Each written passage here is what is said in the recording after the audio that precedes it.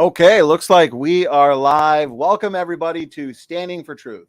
I am your host, Donnie, and I want to thank everybody for being here for tonight's important debate. The 2022 Evolution Debate Challenge Series continues, and tonight is the much anticipated debate between Dr. Dino and Ian Chen. Is there reasonable evidence for evolution? Ian, Kent, thank you so much for being here, gentlemen. And why don't we start off with some introductions, as we typically do, kind of break the ice, get to know the debaters a little bit. Kent, let's start with you, brother. How you been and what's going on? Well, thank you, sir. It's good to be with you again. My name's Kent Hovind. Let's see where I'm in Lenox, Alabama, straight north of Pensacola, 70 miles. We have a dinosaur adventure land, a science center, a museum, a theme park, all based on science and the Bible. I believe the Bible is literally true and scientifically accurate. God made everything in 6 days. He said in the 10 Commandments, remember the Sabbath, for in 6 days the Lord made heaven and earth and all that in them is. He said he made it all, everything. I believe that. I believe the scientific evidence points that way. I taught high school science and math for 15 years. This is debate number 283 for me, I think. I defend that position against all comers, and we're going to get Ian converted tonight. He's going to be a young earth creationist before it's over. We need some of them over in Australia. So I do believe the Bible is true. We put out a lot of videotapes in 42 languages on the topic of science and the Bible. You can get those on our website, drdino.com, or call 855-BIG-DINO, extension 1 to order. To call extension 3, you get me. Well, if I can answer the phone, I do all day long. So Jesus said the creation of Adam was the beginning.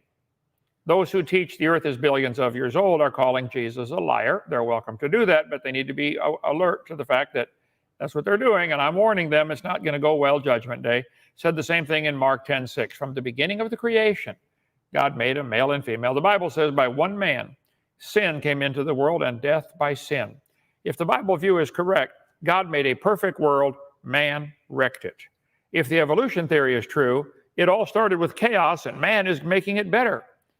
See, the question is simple. Did man bring death into the world, or did death bring man into the world? Which is what the evolution theory teaches. The Bible says Adam was the first man and Eve's the mother of all living. Jesus said the creation of Adam was that was the beginning. The Bible says nothing died till man sinned. And the Bible says we all came from Adam and Eve. And Adam was 130 when Seth was born. Seth was 105 when Enos was born, and he was 90 when his kid was born. You can make a graph pretty simply, which I have here, and I'll send you one, Ian, if you want. You can have it for your placemat on your table when you eat breakfast. And notice, there's Kent Hovind again, after me. But the dates in the Bible clearly add up to about 4,000 BC, or 6,000 years ago. Then there was a great big flood in the days of Noah, 4,400 years ago, and that flood explains all the geology that we see, all the layers, all the strata, all the fossils. Fossils aren't forming today anywhere, let alone in great quantities, like trillions of them, but they're found all over the world. Petrified clams in the closed position. We've got hundreds and hundreds of them here in our museum. How do you get a petrified closed clam? You bury it alive quickly. Noah's flood did that.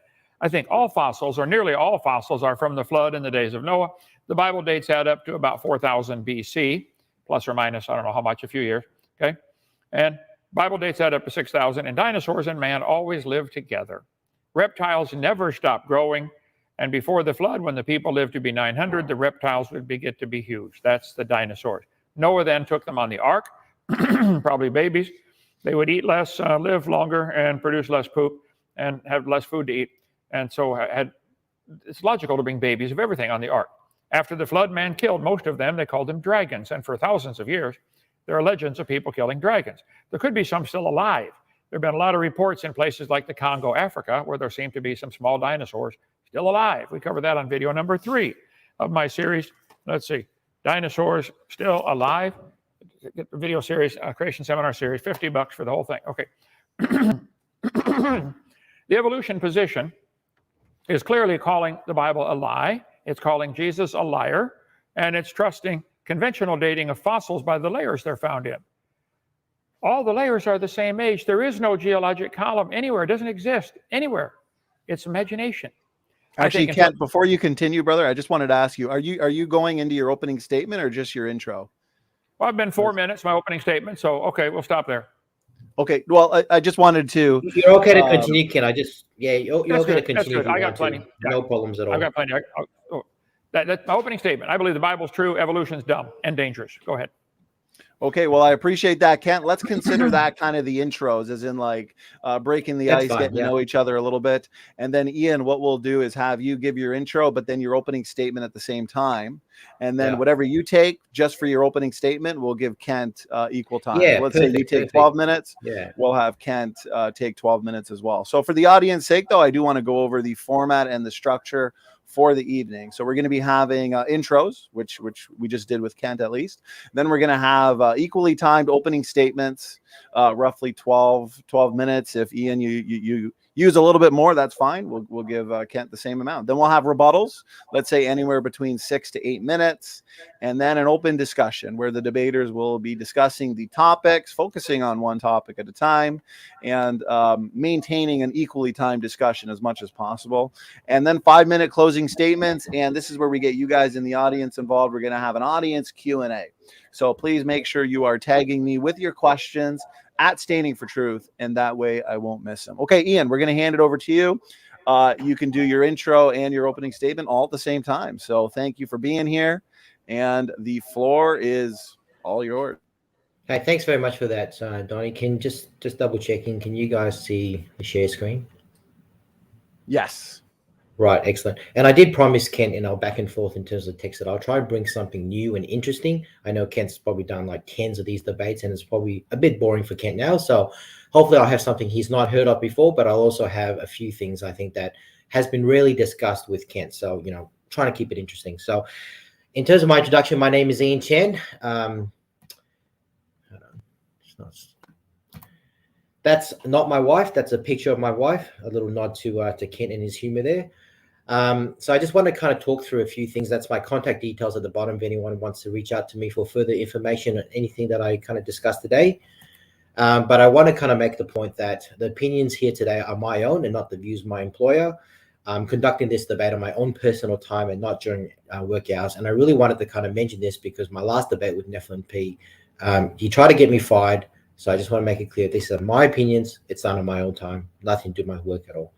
I also want to thank Kent for the debate. I think in our back and forth in our messages, he mentioned that he had done, I think, over 280. I think he said 283. I mean, that's freaking amazing. 283 debates. So I think I can confidently say that I'm in the presence of a master debater of such caliber. And I hope that after this debate today, that will help me polish my master debating skills.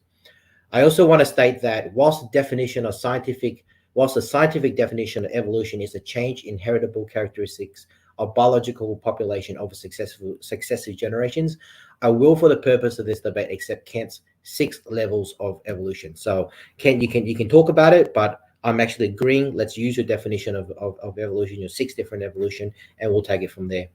I also want to note that I have a PhD in biblical studies from Rockville University. The website that I got it from is now defunct, but I purchased it for $875. So if Kent wants to call me doctor, I will certainly return the favor to him. And I also want Kent to know that I will not be taking assertions or statements as scientific evidence. I will only accept peer-reviewed scientific papers as the highest level of evidence. And I noticed that in Kent's introduction, he went through a whole bunch of biblical references. Sorry, Kent, biblical passages and references have no meaning to me, and to me does not count as any evidence of any sort. And I just want to point out that Kent, I know you like to look up Google and Wikipedia as evidence. So I Googled Kent Hovind, and I know that you're not going to agree with this content. So I want you to know that if you want me to accept Google sources, then you'll have to accept this content as well. So just a point to kind of note that, keep it to peer-reviewed scientific articles as the highest level of evidence.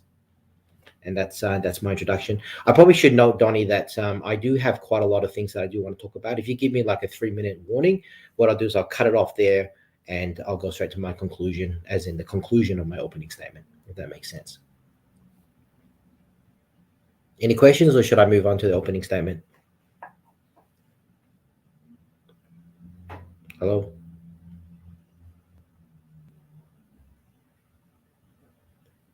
Hello?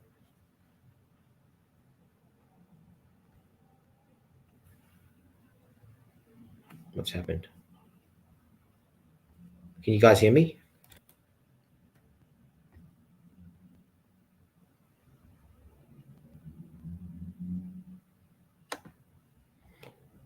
Hi. Hi, can you guys hear me? Sorry, I stopped share.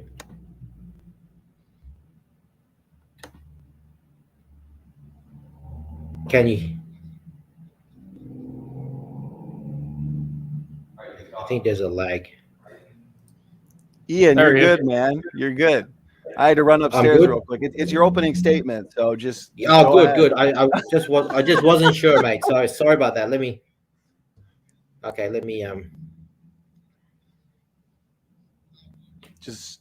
Just do your opening statement, and you've got 12 minutes, so you're good. You're good. Okay, brilliant. Let me just share screen again. Sorry about that, and No worries. I'll kick it off. Yeah, sorry about that confusion, guys.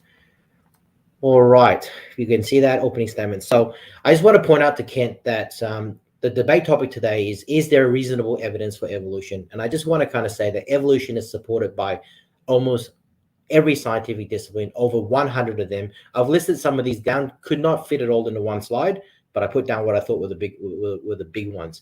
And what I'll go through today is multiple lines of evidence from different scientific disciplines. And I'm trying to give evidences that I'm pretty sure Kent really discusses or is kind of new to him, just to keep it interesting for him and to the audience as well.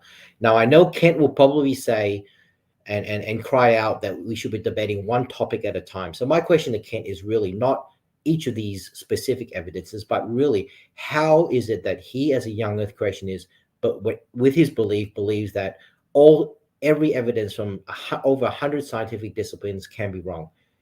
So I know Kent, mate, you are an unremarkable man. And what I mean by unremarkable, I don't mean it as an ad hominem. I mean it that you are unremarkable to the science.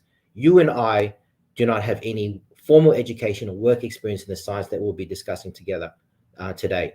So how can you, as an unremarkable man, tell me that millions of PhDs across over 100 different scientific disciplines are wrong? How are you the only one that is right, but all these millions of research scientists are incorrect? That to me is absolutely not believable at all.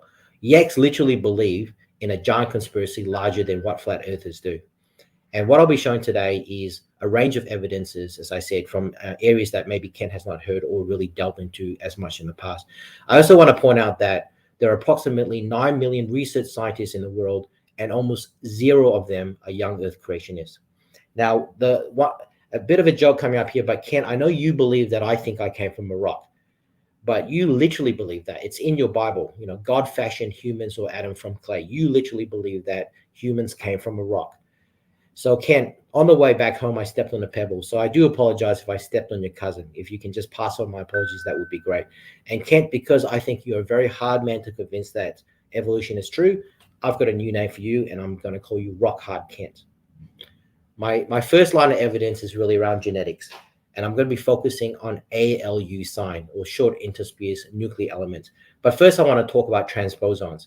Now, transposons are DNA sequences that can change its position within a genome, and it makes up 45% of the human genome, a really huge part of it. There are two classes of transposons.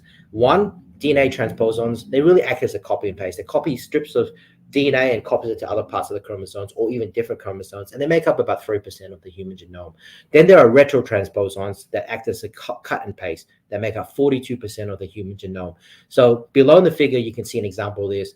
A retrotransposon will cut that 3 out on one side and place it in a different part of the chromosome. It's important to note that it's not also the same chromosome that it can place it in, but also different chromosomes as well. Now, specific on retrotransposons, which as you know, is 42% of the human genome, I want to talk about ALU signs, so short interspecies nuclear elements. And what I want to say here is that they make up 11% of the human genome, or 1.3 million insertions. Now, these are not ERVs, which we know are remnants of viruses, whilst you and Donnie obviously don't believe that. And they're about 250 or 300. We're talking about 1.3 million DNA insertions here. So a fair bit there. Now, most ALU mutations occur in non-coding regions, and thus they have no discernible impact on humans at all. In fact, once they are inserted, they are rarely removed, and over 99% of them do nothing whatsoever. Those small 1% that are inserted in the coding regions, they can result in inherited diseases. And we identify ALU as the cause for things like some breast cancers, through the diabetes, Alzheimer's, even lung and gastric cancer as well. We've implicated ALU in over 50 diseases, including cancers. A very small few of them we have found to be beneficial, and we've seen some of them give improvements in endurance and strength, as well as responsible for 3 color visions in old world primates. Interestingly, when we look at ALUs, we cross-confirm DNA sequencing that was done in the 1950s that showed that chimpanzees were our closest relative to gorillas. And that's just another example of a cross-confirmation between scientific disciplines. Now, ALU insertions appears only in nuclear DNA, so therefore it's passed down to your offspring. So we can compare ALU insertions with other primates, and we can work out a phylogeny tree, because a shared ALU means a common ancestor. Now, as I said, there are 1.3 million ALUs, not the several hundred of ERVs that I share between primates, 1.3 million. They're the same size, the same insertions in exactly the same place and the same chromosome in all the different primates. Now, apart from the 5,000 or so that are specifically unique to Homo sapiens, they are all shared exactly the same with other primates. And you can see from the chart on the right how we can work out the common ancestor between the extant primates today based on the similarities of ALU. Now, the chances of 1.3 million insertions being in the exact same spot between Homo sapiens and different primates is more than finding one specific atom in all the atoms in the universe across 1 million different universes. Now, I know yaks like to use big numbers like what are the chances of abiogenesis forming, or what are the chances of these exact fine-tuning of the universe? Well, these odds are even less than that. So the chances of it being random obviously is not believable. Now, ALU insertions are so accurate that genetic tests can use it to pinpoint exactly where your ancestors are from, down to specific locations. So we know by using ALU insertions, for example, that North American Indians came from East Asians, and they likely came across via the Bering Bridge. And we've cross-confirmed this with anthropological and archaeological evidence as well. Another example of evidences that are cross-confirmed between different scientific disciplines. You can see on the right there just an example of ALU. It's probably hard to kind of clearly see, but example of ALU insertions in Africa, where you can kind of pinpoint which of these different countries your ancestors could come from based on the commonality of those ALU insertions.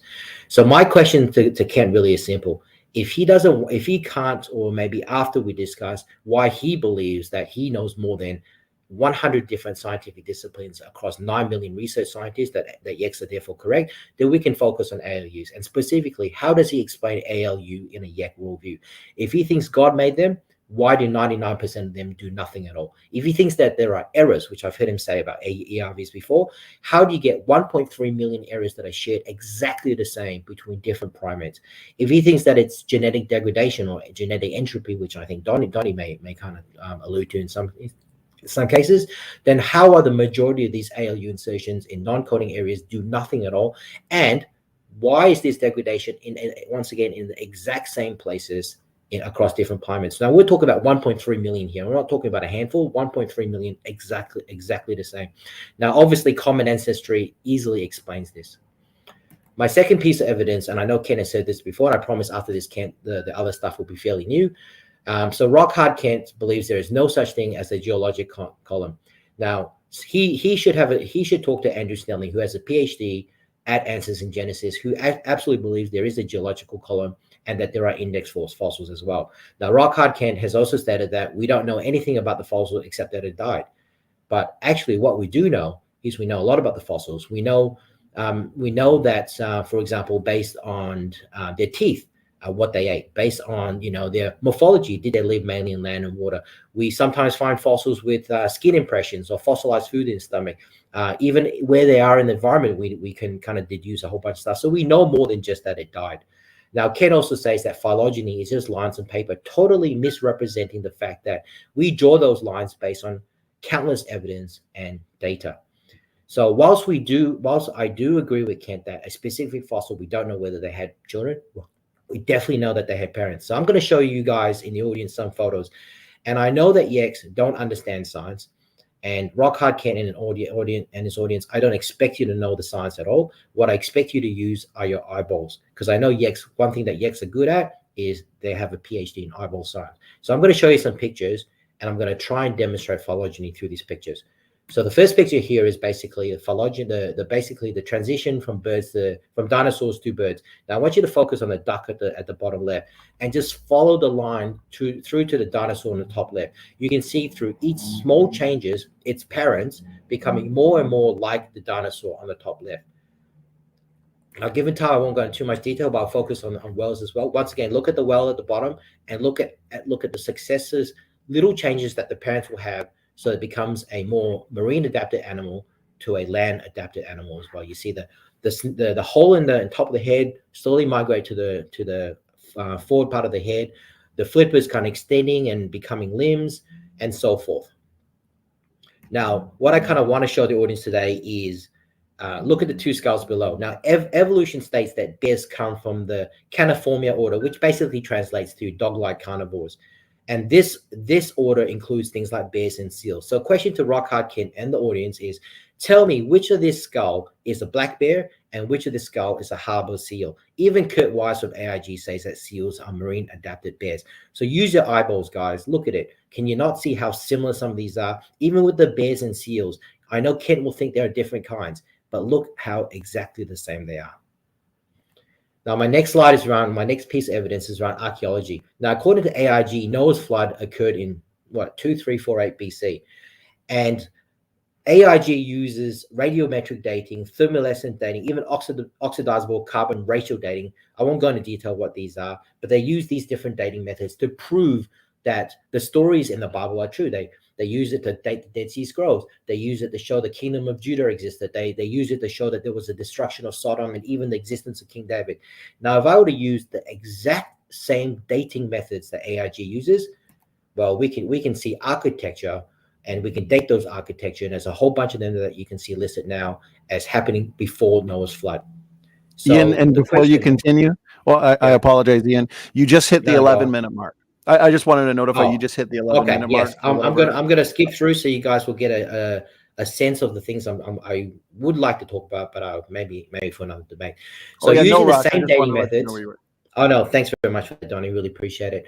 So guys, using the same dating methods that AIG themselves agree with, it's as if they've magically gone, well, if it's past the 6,000 years mark, it must be false. But we're using the same way they're dating it, the same evidence that they're using to date parts of the Bible and what's in the Bible as being true, and dating other things like these architecture that basically shows it's how it happened before Noah's flood. The one thing I do want to note, though, is I've heard a video from Donnie talking about the pyramids of Giza and trying to retrofit that into the flood timeline. Well, there are 5 pyramids that are equally as large that was built before that, but no one talks about that. So one of them is the pyramid of those that looks like it occurred at least 300 years before Noah's flood. So that's just a point I wanted to make. So I'm going to skip to these fairly quickly as well, given the time limit. Human civilizations, a whole bunch of human civilizations that did not know that the flood was occurring. You can see where the flood is and everything on the left. Anything basically from the ancient Chinese to the South American Indus Valley to ancient Egypt to Sumerians, even the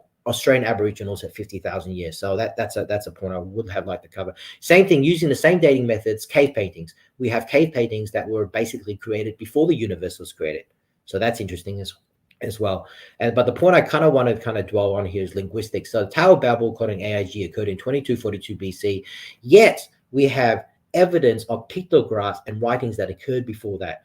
Sumerian and Egyptian predominantly. And we have evidence of an ancient proto-language called Proto-Afro-Asiatic that's been dated at 6,000 to 11,000 BC, of which the Egyptian language and Semitic language today, where we have written evidence of about 1,000 years before the Tower of Babel, obviously that language occurred before the creation of the universe.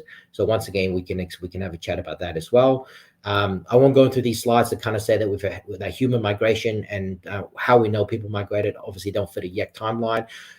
This slide here is just an example of science that cross-confirms different disciplines. We know the Austronesian language came from Taiwan and kind of migrated that down through to Southeast Asia and into the islands of Melanesia and Polynesia. We can see the exact same migration happening with mtDNA analysis, and we can see the exact same thing when we look at archaeological finds in terms of human migration. So this slide is really just to show how we cross-confirm evidences by different scientific disciplines, and we just don't take basically what a book says.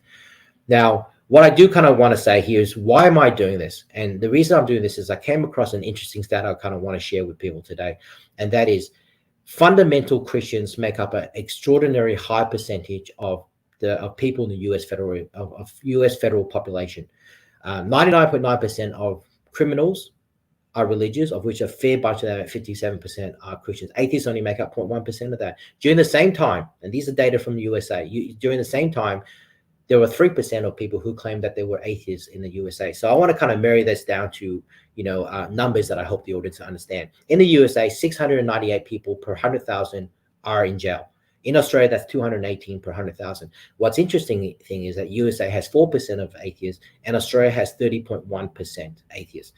So look, to me, if I just were to look at these facts, I would think the more or the less fundamental we are as a society, potentially the less crimes. Yeah. So my last slide here, question for Kent. It's very simple. Explain why in a YEC worldview, every science across every scientific discipline, and over 100 of them, 9 million research scientists, why are you saying all of these are wrong? How is that even believable at all? But if we discuss that and Kent wants to go into more detail, then I wanted to have a discussion on ALUs.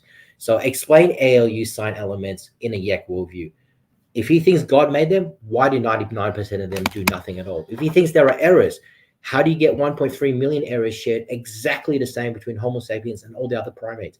If he thinks there's genetic entropy or genetic degradation, why is the majority of these ALU insertions in non-coding genes that do nothing at all?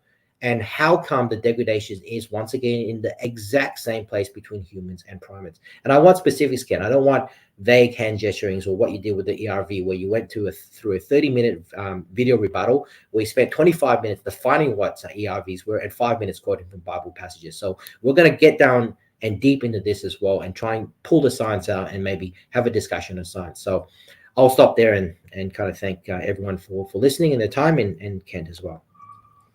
Okay, I appreciate it, Ian. That looks like it was about, I know you did your intro as well, so it was about 16 minutes in total. So let's say roughly maybe 13 or 14 minutes for the opening statement. Ian, I apologize about the minute there. I thought that was a good time to run up and get my coffee, but apparently no. Don't worry about it. Don't worry about it. But I'm all good. I'm getting caffeinated here. So anyways, we're going to hand it over to Kent. Kent, brother, it looks like someone on your end might have muted yourself. So we'll have to get somebody to unmute you there. And we'll give you equal time, 13, 14 minutes, roughly that. If you're ready. Well, thank you, sir. I've requested over and over that we do one topic at a time. He brought up about 30 different topics. So I think that's kind of unfair. I'm not able to cover them all. So let's just pick the best one. And then at the end, he asked me questions about two of them. He brought up so many things. Let me just get a few of them here. Let's see. As far as him, he throws out all these numbers that only 99% believe ABC. I don't believe those numbers, first of all, and that certainly wouldn't matter. I think you'd find 99% of all the scientists in Soviet Union believe in communism, because if you don't, you end up in Siberia or gone, disappear. I believe you'll find 99 or 90, probably 100% of all the scientists in Iraq believe in Islam. It doesn't make it true. It just means that's an oppressive type of government. I think there's an oppression in this country against publishing in peer-reviewed journals if you don't believe in evolution. It just won't get published. And you won't get a job at a university if you don't follow the party line. So evolution is very similar in this country as far as its squelching of opposition to communism or Islam in other countries that do the same thing. How many scientists in North Korea would dare to stand up and say, I don't believe in evolution, I don't believe in communism? There's a great oppression. That's another story, but it does. The point is, the numbers don't matter. What is the truth? The truth is, nobody has ever seen a bird produce a non-bird. Birds make baby birds every time without exception. And yet you want to believe dinosaurs turned into birds. No farmer in the history of the world has ever seen any animal produce a different kind of offspring. You had images where you drew lines on paper connecting a dinosaur to a bird. Well, that's beautiful artwork, but that's not science. That's illusion. That's magic trick. Fool everybody. So the fact that you can draw lines on paper and say this one evolved from that one, nobody's ever seen any animal or plant produce offspring other than its kind. The Bible says they'll bring forth after their kind. Let's just stick with animals for now instead of plants to make it simpler. Every farmer in the history of the universe will tell you cows produce cows, horses produce horses. There are no exceptions. There are varieties within that kind. There are 250 varieties of cows now. Farmers have selectively bred cows. Some farmers want to get more beef, so they breed beef cattle. Some want to get more milk, and they breed toward more milk cattle. But they're still a cow. So they have artificially selected a certain type of the gene code for their particular, what do they want to grow or raise? Same with sheep or anything else. Most of the varieties that we have today, like with dogs, for example, everybody's familiar with that. Nearly all of the varieties of dog have been created by man for some particular purpose. Some have tried to emphasize speed, and they get the greyhound and they race them, and they always try to breed the fastest ones and get them faster and faster. I'd be willing to predict, Ian, no matter how many times you crossbreed dogs, you will never get a dog that'll go 500 miles an hour, or your metric system, okay? 800 kilometers per hour. I'd be willing to bet it'll never happen. There's a limit. And this is what you evolutionists do not understand or do not want to understand. Yes, there are varieties, certainly, but they're limited. They have rodeos where they have cows that they jump cows over fences. Cowboy gets on there, puts a saddle on there, and jumps the cow. I'd be willing to bet you could make your cow work out every day, lift weights, eat nothing but the best grass and everything else, and you'll never get a cow that'll jump over the moon. There's a limit. I don't know if they've reached the limit or not, but that's what the Olympics and all the that kind of stuff is for, to who can break the record of anything, whether it's the fastest or the lift the most weights or whatever. But there are limits. They have bodybuilders now that can lift hundreds of pounds, okay? They'll never get one that can lift 10 trillion tons. You guys, I don't see how you can't see it. There are variations, but they're limited. In your mind, a bacteria slowly got changes somehow and turned into a human. You realize how much added information there would have to be?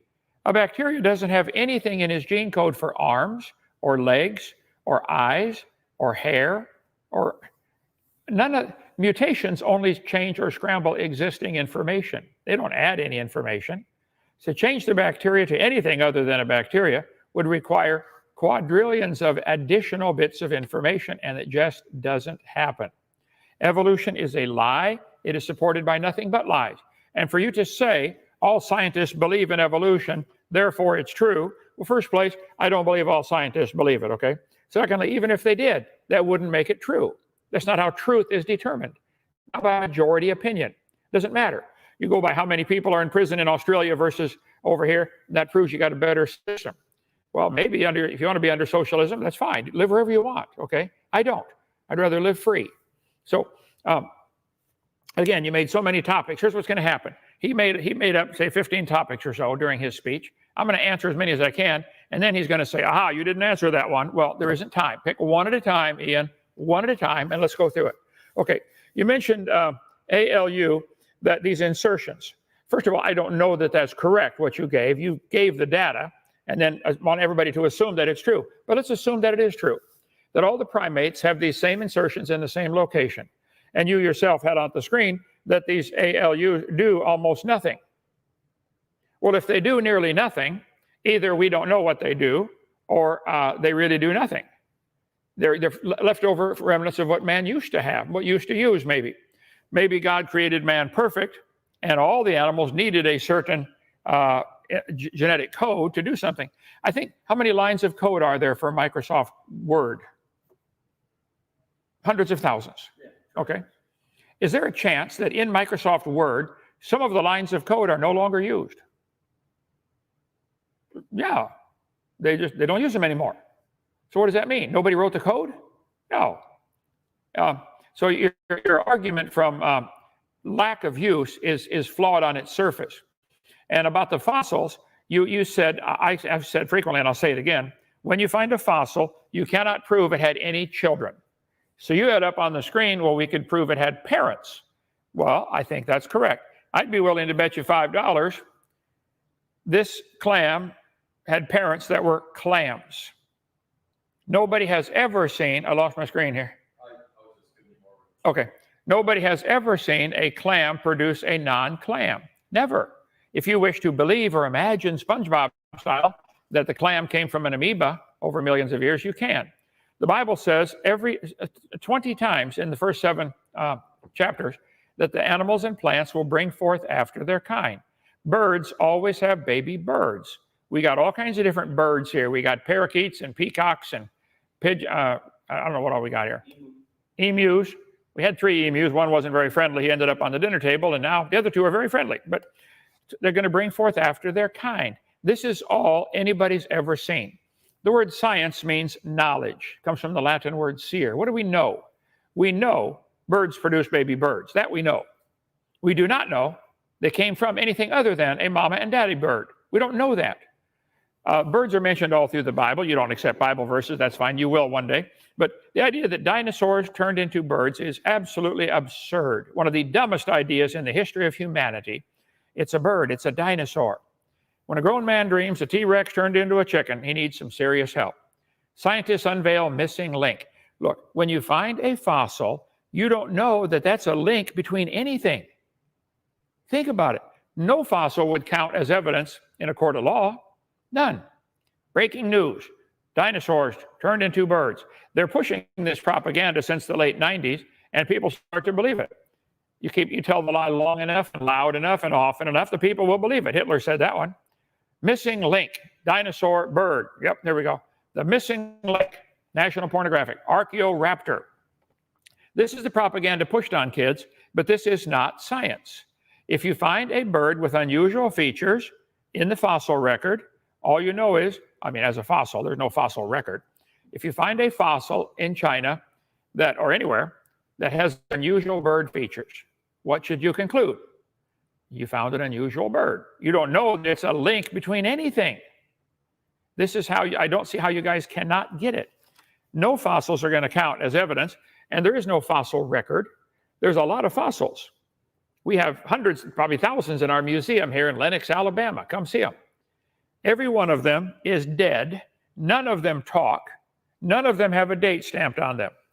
All of them, we'd have to put our interpretation on it. And you guys get this wild idea that you can tell the age of the fossils by which layer they come from. The crazy index fossils, it's called. Oh, let's see. That's the wrong one. Wrong slide. Let's see. Right here. 225. Okay. Alt DV. This is why I like to go one topic at a time. Donnie, please enforce that from now on. Okay. Geologic column does not exist anywhere. The guy who invented the stupid geologic column said his goal was to free the science from Moses, meaning he didn't like the idea of a flood.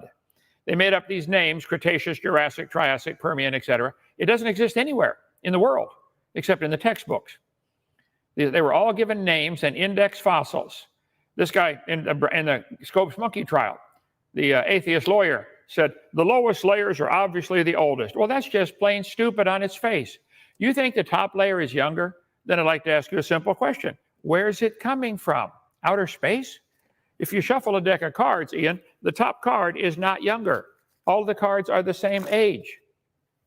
And shuffling the layers of dirt does not make one younger or older. There is no such thing as a geologic column. It's baloney. The geologic column, does it exist? No, not anywhere in the world. But if you find a fossil, you will accept the date that somebody tells you because of the layer it came from. All over the world, petrified trees are found standing up, connecting all these layers. Let me get to 289, enter. Polystrata fossils, there are thousands of them. Petrified trees that are standing. A tree's only going to stand up for a short time, few years maybe. But yet petrified trees in the standing position are common all over the world. A bunch of them up in Tennessee, just north of here. So why on earth are we supposed to believe all these layers are different ages? It's not logical. So your whole religion, Ian, and you have a religion, evolution is a religion, is based on the idea that the layers are different ages. That's your Bible, and it's not true. There is no geologic column. And I show in my video number 4 all kinds of evidence that the geologic column does not exist. All the layers formed quickly. Let's see. Petrified trees in the standing position are very common. So I disagree completely. As far as your ALUs, I'll do some more research on that. The insertions, you're right. That's one I hadn't heard anybody use for evolution before. but I'll be ready next time. I'll have some more stuff together on that. But even if they all have common insertions and common line of code, that's a common designer, not a common ancestor. That's the only thing you guys can think of. Wow, must be a common ancestor. No, could be common designer. The same guy designed them all. And maybe they used to have the same function. Maybe all the creatures used to be able to sense the magnetic field more and sense north and south. Maybe that's what they were for. I don't know. I'll find out. But thank you for bringing it up. I appreciate it. Go ahead. Okay, Kent, I appreciate that. That was pretty well right on time, 15 minutes. So with the intros and opening statements, we have both put in about 14 to 16 minutes each. So I appreciate it. Let's do a couple rebuttals, and then we can really focus on the number of lines of evidence presented by Ian in some back and forth discussion. So let's do a 6-minute rebuttal, since the openings were a little lengthy, and I'll give you a 1-minute warning, and then we'll go from there. So Ian, whenever you're ready, we'll give you 6 minutes. Perfect. So I just wanted to clarify, and I apologize, Kent, if this didn't come through clearly enough, but my only question really is that there are 100 different scientific disciplines that all show the Earth is not young. So how are you correct and millions of these scientists are wrong? Not just across one, not just across geological column or evolution or whatever, across 100 different scientific disciplines. That was the main question. And then what I then showed was evidences within those disciplines that we can then talk about if you want to, as to kind of show that it's not a young Earth. So that was my main question. And then I guess the second point was really to go on, well, if you want to focus on a specific one, my big one was ALU, which you say you need to do more research, which is fine. So hey, before I kind of go into my proper rebuttal, I just want to ask Kent, just 2 questions. Can you just define for myself and the audience, I know you kind of touched on it, but what is your definition of the word science? Well, the word science comes from the Latin word "scire," which means to know. What do we know? All through history, science has been defined as what do we know by observation and experimentation and testing. Every experiment has shown dogs produce dogs. Every single one. No exceptions. So that's science. That's fine. So can you scientifically show me that creation occurred? No. I think it's the only logical answer, but I'm not asking that to be taught at taxpayer expense in all the school systems. You guys are demanding that your religion of evolution be taught by everybody and paid for by everybody. Okay. Yeah. All right. So I get that, Kent. So probably a couple points before I kind of rebut what you specifically said there.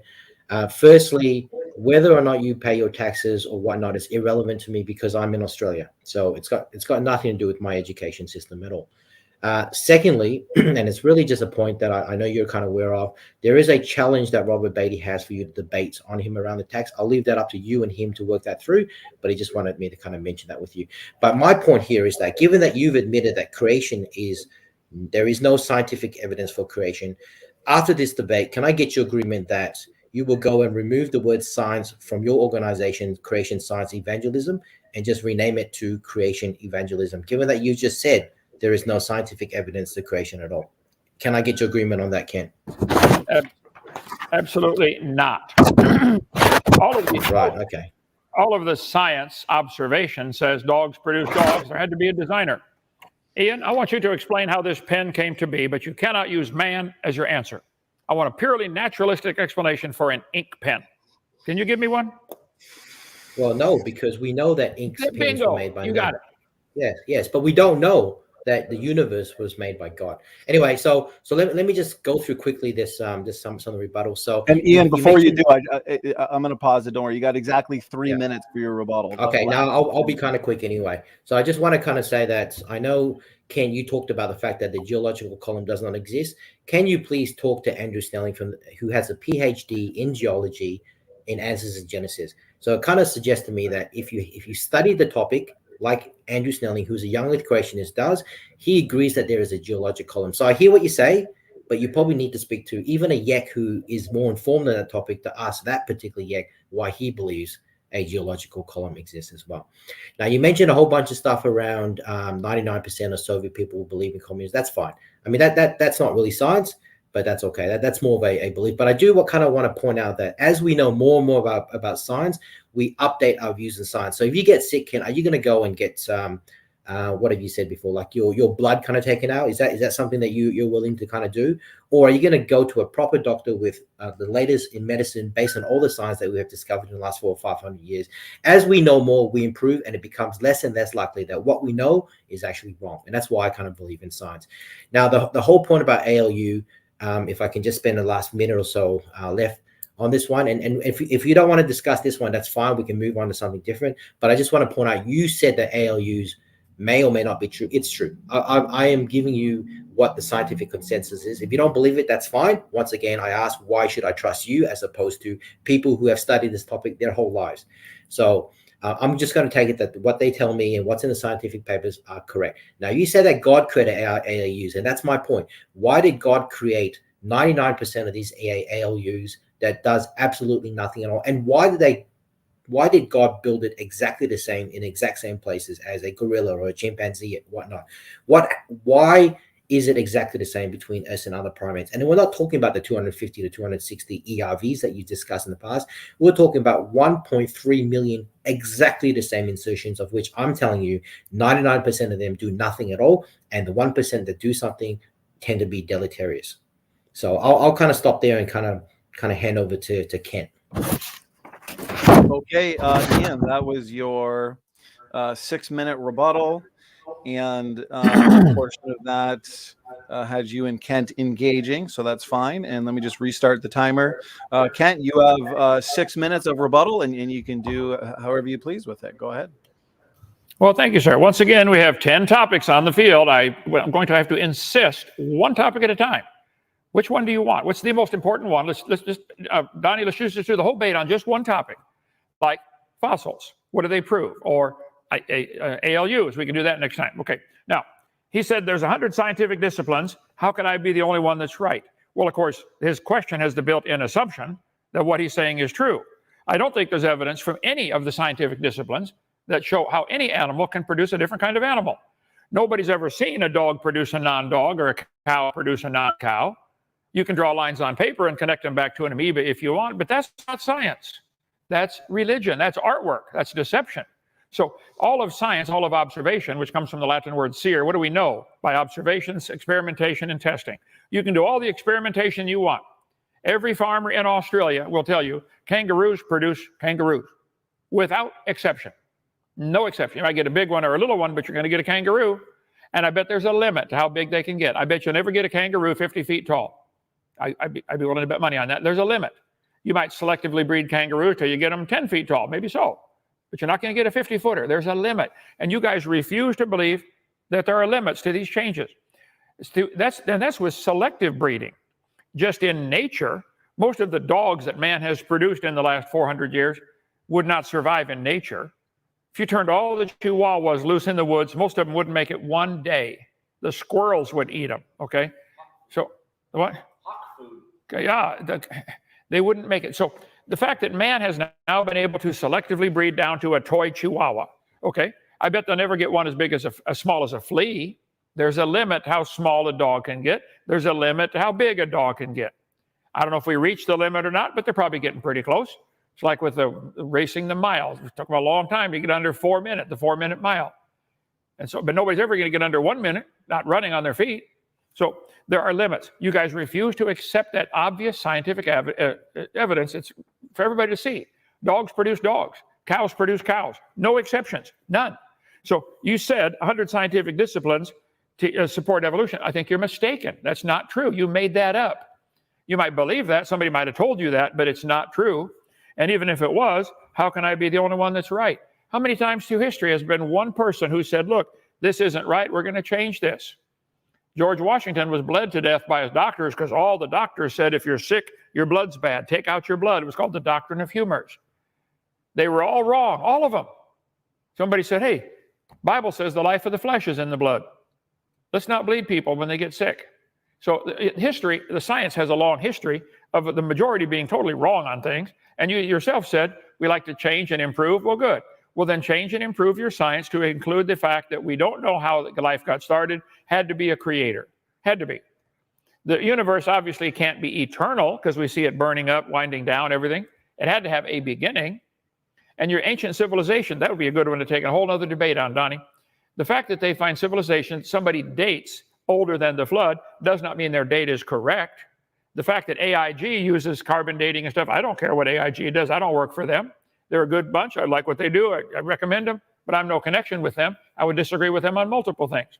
And the civilizations that they're finding and dating older than the flood, well, maybe something survived through the flood. Don't you think the stonework and stone walls and pyramids, what would a flood do to a pyramid? Get it wet. So they date something older than the flood. But even then, Ian, the dates that you showed were just in a few thousand years. And you want to use this few thousand year difference to therefore extrapolate and believe in billions of years. I don't know if your government's as bad as ours, but they don't understand the difference between thousands and billions. There's a big difference. So we can do the civilization thing if you like. You said there's no scientific evidence for creation. I'm just saying I cannot prove scientifically the creation, but I said that's the only logical alternative. If I'm walking through the woods and I find this laying on the ground, this ink pen, the only logical alternative or answer is somebody made it. There is no natural explanation available for how an ink pen can come to be. There just isn't one. Now I can try to imagine if I want. There is not a naturalistic explanation for how a single cell in your body could form itself. Ian, you probably have 100 trillion cells in your body. Each one of them has 100 trillion atoms. That's a whole bunch. And they're all arranged to work and move smoothly. I think that, and you are probably a copy off the DNA of your parents, which is a copy off of their parents and their parents. I bet since we are a copy off a copy off a copy off a copy off a copy off a copy going back probably 250 generations, it's amazing we can even sit here and talk about it. It's stunning. The replication process, the DNA code is so complex. How on earth can you think it happened by chance? If I was examining in a computer the code for Microsoft Word and found thousands of lines of code and found, aha, look, these 5 lines are never used. Therefore, nobody wrote this whole code. That's what you're doing with your insertions here. You're saying, well, these don't do anything. Therefore, nobody wrote this whole code. This is absolutely insane. I feel sorry for you. Okay, time's up. But why did God create the ALUs? I don't know. Like I said, there might have been a use for them in the past. It'd be pretty cool to be able to feel the magnetic field in the dark and know which way is north and south. Maybe they had something like that. We don't have it anymore. Some animals do have that, you know. Maybe all the primates had it at one time and they lost it. Maybe that's a missing line of code that went bad. Okay, your turn. One topic, please. One topic. Donnie. I got you, brother. Okay, appreciate the rebuttals. Lots of points in the openings and rebuttals, as we had a little longer, I think, openings than usual. So I do appreciate it. What we'll do now is really focus in on the discussion on one point at a time. Ian, there's a lot of background noise for me. I'm just going to mute you for a second. No worries, no worries. So what we're going to do is really just pick out one of the many points brought up in the openings and rebuttals and just go that way. We'll discuss one at a time. Since Kent just ended with his rebuttal, Ian, why don't we hand it over to you for the first point or the first topic that you'd like to discuss in terms of so the debate. This is a discussion round, is it? Is that where we're at? I'm sorry, I don't know, Donnie. That's right. Discussions are back and forth. Right. Okay. That's right. Look, Kent, I must say, even your rebuttal, you brought many points up. So as Donnie suggested, I'll focus on one. And if you recall the slide that you can't hear me? You can't hear me? He's asking if you can hear. I certainly cannot understand you, brother. Please speak more clearly and loudly and look at the camera when you do. I'm not understanding most of what you're saying. Okay, I'll try and speak slower and clearer. Maybe it's the Aussie accent. Who knows? Who knows, mate? All right, so I'm just going to say, talk about one thing. And if you recall the photo that I put up when I showed a bear and a seal fossil. So my question to you first, Kent, is, do you think a bear and a seal are the same kind? A bear and what's the other word you're using? Seal. A seal? Yeah. A bear and a seal have many similarities because they had a common designer. Are they the same kind? I don't know. I don't think I don't think those animals care how we classify them. A bear and a seal do not. They don't interbreed. They don't mate. So no, a bear and a seal are different kinds. The Bible says that. Why did listen, I'm trying to answer your question, Donnie. Yeah, go on. I'm trying to answer his question. The bear and the seal do not interbreed. They cannot bring forth. The Bible says they will bring forth after their kind. So no, a bear and a seal are not the same kind. The only similarities are because of a common designer. Go ahead, Ian. All right, thank you. Okay, so this is just an example of different young Earth creationists having different views. So Kurt Wise from AIG himself says that a seal is the same kind as a bear. In fact, he calls it a marine adapted bear. And if you look at the fossil, the skulls that I showed, they look almost exactly the same. So that's just one point I wanted to kind of mention. Well, we want to talk about Donnie. Yep, go on. Go ahead, Kent. Okay. I know Kurt Wise. He's a friend of mine, and AIG. I know some of the people there. I'm thrilled. I think they're wrong. You showed the skull. There's a whole lot more to both of those animals than a skull. The seal has flippers. Bears don't have flippers. So there are many similarities. Somebody may decide to classify both of them as a mammal. I don't think they care where we classify them. But I know this, if you turn them all loose into the woods, the male bears are not going to seek out the female seals. They're going to look for a female bear. And same with the seals. The male seals are going to look for a female seal. They're not going to look for a chicken or a duck. They bring forth after their kind. If you don't know if it's the same kind, ask the males of the species. They'll tell you. So no, bear and seal are not the same kind. AIG, if they believe that, they're wrong. Yeah, so Kurt Wise himself said that, and I pulled that quote out. I'm sorry I wasn't able to kind of show that, but trust me, he did. So I think I'm going to revise my original and first question to you, Kent, which I think you didn't answer, but you kind of said I went on a whole range of different topics. My first question as a reminder was, why are you correct and millions of scientists across many disciplines are wrong? I'm going to revise that a little bit to kind of also say, why are you correct and not just millions of secular scientists across 100 scientific disciplines are wrong, but even other young Earth creationists from organizations like AIG that have PhD degrees, why do you think they're also wrong as well? Because we have Kurt Wise saying that a bear and a seal are the same kind. We have Andrew Snelling saying that a geological column exists. They are both educated in their fields. So the question is, why do I believe you, Kent, who do not have a formal degree or work experience in those fields, versus even another young Earth creationist who has the education? Why are you correct and they're wrong? And then extend that to why you are correct and millions of scientists who have spent years and their whole lives studying those specific scientific fields are also incorrect. That was my main and only question. Okay. Thank you, sir.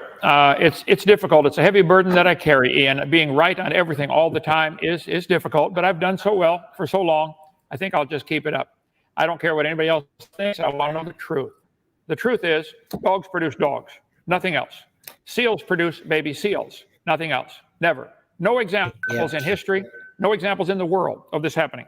As far as a degree and legitimate topic, I bet you'd find all the PhD scientists in North Korea believe in communism.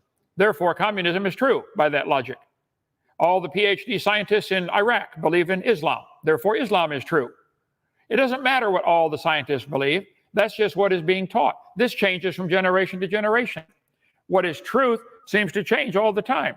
Like George Washington being bled by his doctors. All the medical scientists in those days, they got a PhD, they got a doctor's degree, and they taught your blood's bad, take your blood out.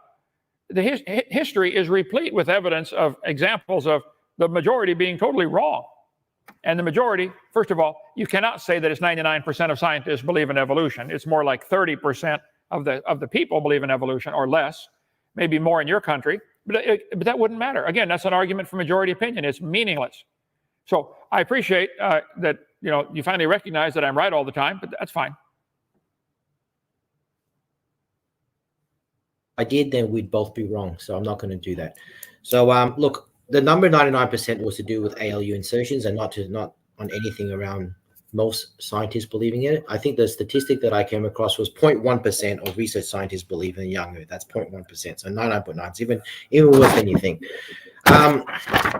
Okay, so let's move on a little bit then. So you mentioned limits, okay? And I put up some photos of dinosaurs or birds, going through the parent lineage, becoming what looks more and more like avian dinosaurs. I showed photographs of a whale slowly becoming more and more land adapted as we kind of go through their parent kind of lineage. So I want to ask you, Kent, where do you think the limits are? So, and I want some specifics on this, not some vague thing about a pig being the size of Texas. We all know that there are physical limits that are dictated by the law of physics that you can't break. A cow can obviously not jump over the moon because its muscles cannot produce enough energy to basically overcome the force of gravity. So nothing that I can already explain by physics being the limit. I want you to tell me where you think the limits are. Is it possible that a bird, the bones on the feathers of bird can become disarticulated, so it's not a fused wing, and then have claws on the wing, and then slowly those feathers shrink, the wing shrink, and it becomes, a claw of some sort without the wing side? Can that happen? Like, where do you think these limits are, and explain where these limits are without giving the rhetoric that you always do, that is clearly rhetoric. Again, I don't know if it's your accent or what, but I'm understanding maybe 40% of what you're saying. But the birds, could the bones be disarticulated in function? There are a lot of birds alive today, a lot of them, probably in the billions. Okay, does anybody see it happen today, or are they looking at a fossil as the missing link? How do you know that so-called missing link wasn't a whole type of creature that is now gone extinct? Just because it has slightly different bone structure than today's birds, maybe it's something that went extinct. It's not related at all. You don't know that any fossil is related to anything living today. You can imagine that if you'd like, but no, show me it happened in the laboratory. Science is what we can observe, study, test, and demonstrate. Show me in the laboratory. There's a lot of lizards out there. I bet you got a bunch of lizards in your country. Turn one into a bird, then I'll believe.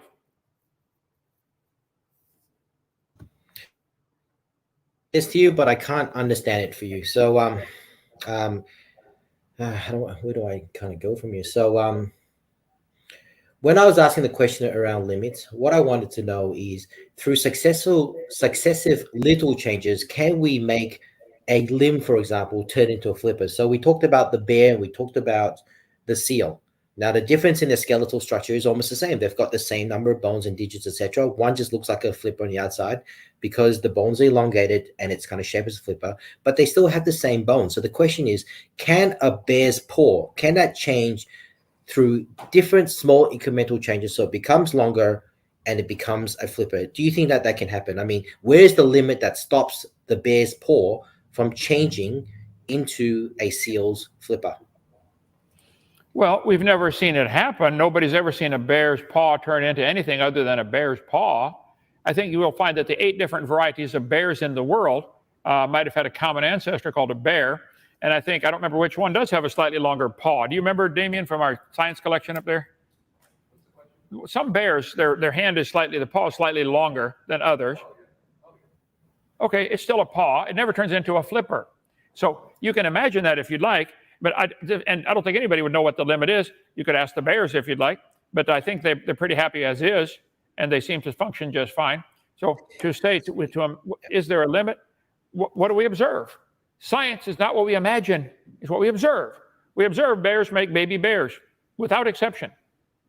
And they never turn into a flipper. Your definition of science is if you can see it happening today. That's what your definition of science is. Because what we have is we have fossils, we have skeletons, and we can date these fossils and skeletons through multiple different ways to tell us how old they are.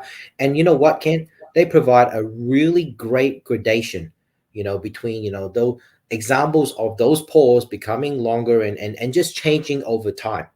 All right. So my question to you is that evidence in your eyes? Because we can date these fossils. Now, I know you're probably going to say those dates are not true and stuff like that.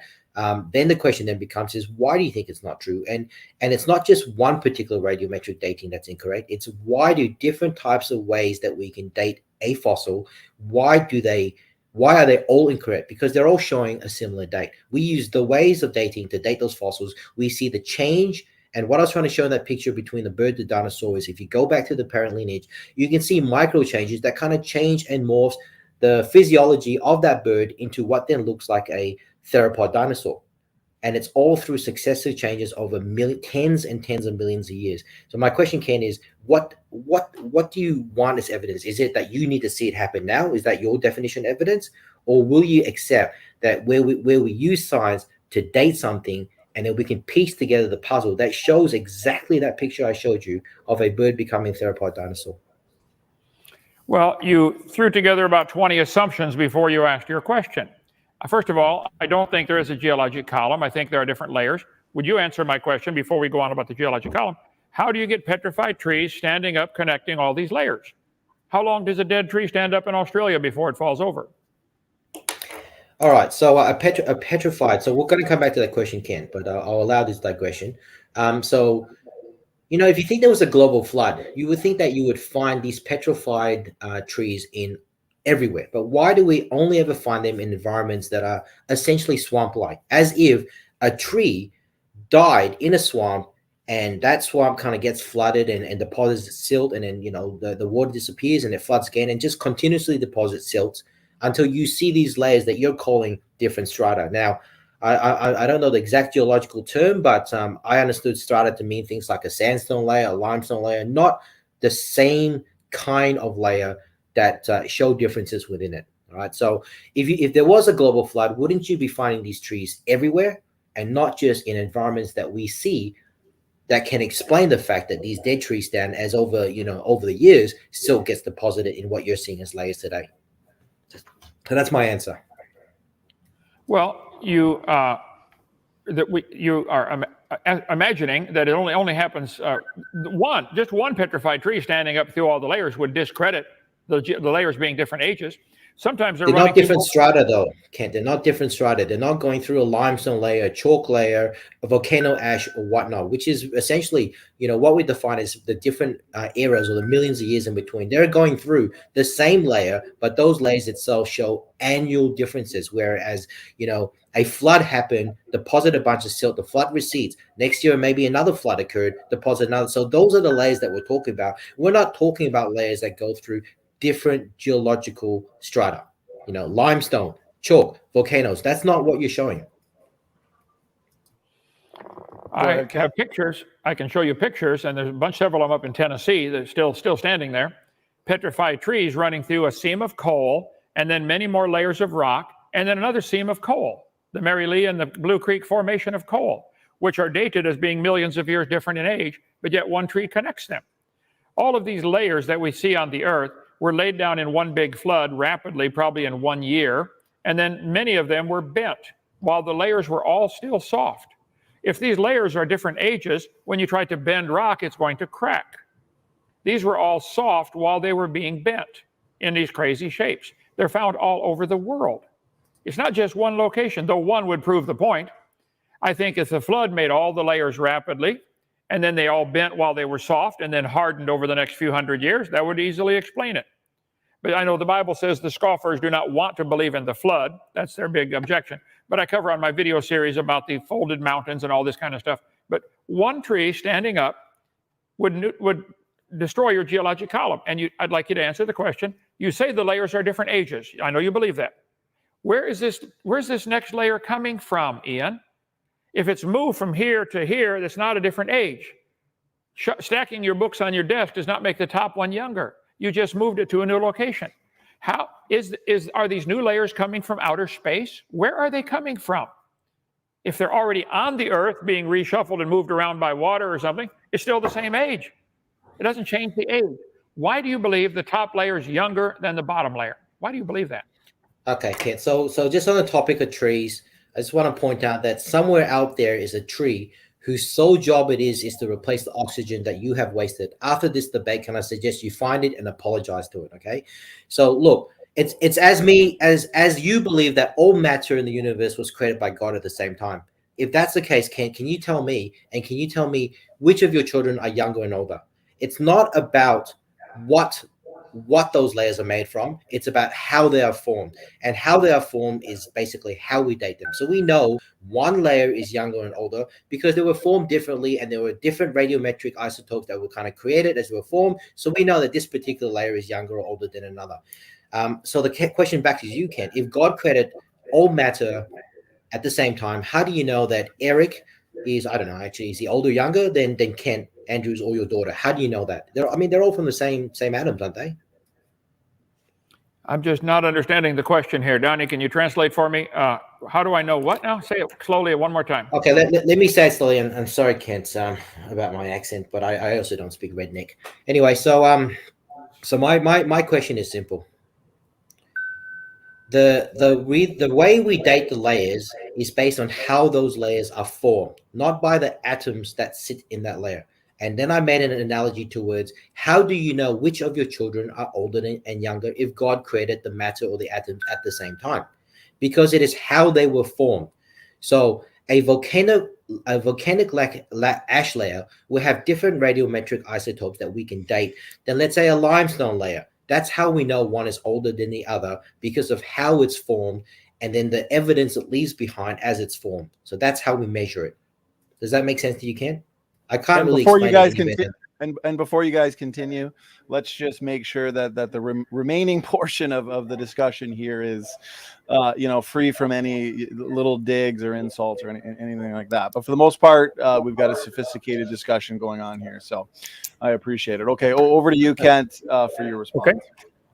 I think he completely avoided my question. The fact that limestone forms differently than sandstone, etc. I live in a gravel pit. It was donated to us, 140 acres, about 70 hectare, and it has hundreds of layers. And we have layers of gravel, sand, clay. Whether it's limestone or sandstone or slate or shale or there's many different types of rock. How could they be different ages was my question. How it formed has nothing to do with it.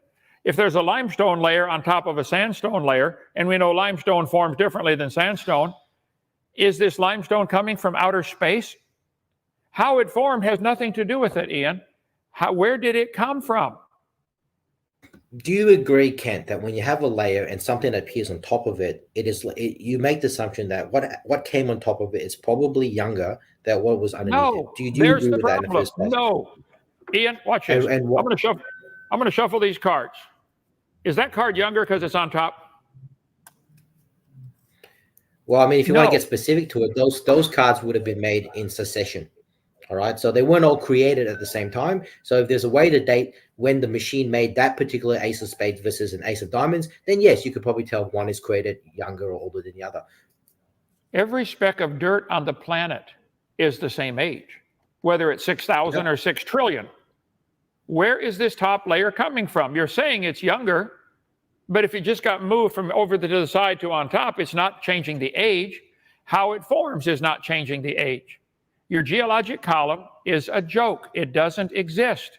It's all made up. I think what you're misunderstanding, Ken, is you're basically saying the dirt or the atoms are the same age. And I agree with that. They're all the same age. I mean, they came out from the Big Bang. So I get that.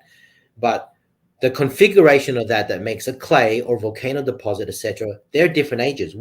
A volcano ash doesn't just pop by itself and occurs. It occurs because of magnet that's flowing from the ground and coming out, etc., or whatnot. So we can date that particular ash, and we know whether that date is younger or older than, let's say, a limestone that was kind of formed. Now, the atoms, if that's what you're saying, are all the same age. I'll give you that. The atoms are all the same age. I get that. But the configuration of the atoms that make up a particular layer, you can date how those configuration was created.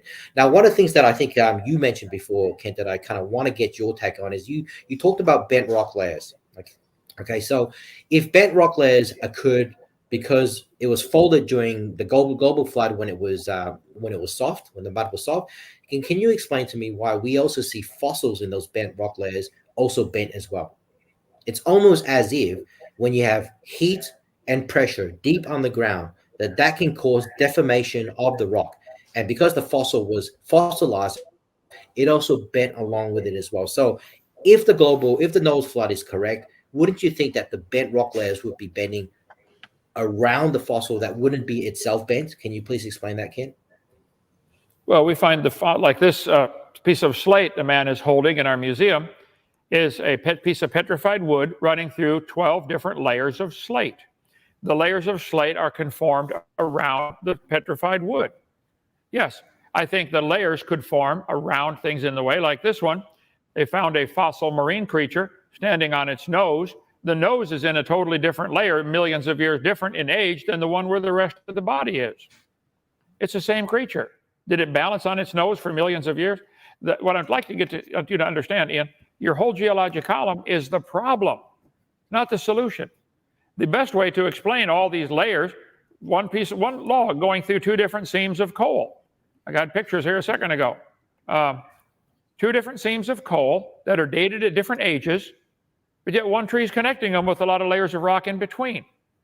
Why would they name the layers of coal? Why did they give the ages different? The idea that all those layers are different ages is the problem. They're not. They can't be. They had to all form rapidly in 1 year. This top card is not younger than the rest of them. If you shake a jar of dirt and sand and rocks, it'll separate into layers. I got the thing on my table here, someplace. Here we go. If I flip this thing over, it'll make many layers. All the layers are the same age. They're all in the thing at the same time. There is no geologic column yet. I know that's your Bible, and I know you believe in that, but it's baloney. You don't believe in my Bible, that's fine. You believe what you want. I don't believe in your Bible either. I think this will make 20 layers in less than 2 minutes. And all the layers are the same age. Your geologic but those layers are not different. They're not different. So you're not actually, Ian, before you respond, I just wanted to jump in here real quick, gentlemen. The discussion's been moving so fast. The discussion portion, at least that I had, the agreed upon time ended about 2.5 minutes ago. So I don't want to just cut it off mid-topic. How much longer do you gentlemen want? I'll leave it to Kent. I'll leave it to Kent. If Rock Hard Kent wants to go for longer, that's fine with me. If he wants to end it, that's also fine as well. I didn't understand a single syllable of that, but I'd like to take audience questions now. Okay, so that was my question. The discussion, the agreed upon discussion time ended 2.5 minutes ago, so we will stick to the format, as we do have just about 1 million questions that have come in from this very, very lively chat. It's been very hard to keep up with the live chat and the discussion from Kent and Ian. But I really enjoyed this. So thank you so much. And let's do, as we always do, let's have 5-minute concluding statements. Therefore, Kent and Ian can wrap up their thoughts, wrap up their points before we go into the audience Q&A. So let's start with you, Ian. Ian, you got 5 minutes. And, right. I will, whenever you're ready. I'll share my screen again and let me know when you can see that. It's all good? You guys can see that? Yes, sir. Yes. Conclusion. Right. Okay. Thanks. Okay. So, hey, can I just go one quick question for you? So I just want to know whether your ass gets jealous with the amount of feces that comes out of your mouth. I mean, that was a whole bunch of gish gallop and unscientific assertions that I've ever heard, and it's actually all incorrect. So, anyway, hey, I just want. Well, Ian, I just want to jump in because even I didn't understand what that was. A little distortion there. Okay. Are you asking a question to Kent right now in your closing, or no? What I said was basically the entire discussion was just Kent talking rubbish, making assertions that he didn't back, and just basically him saying that I don't believe the scientific consensus, I don't believe this, but this is my view, but not giving any reason as to why I should believe his view than any other view.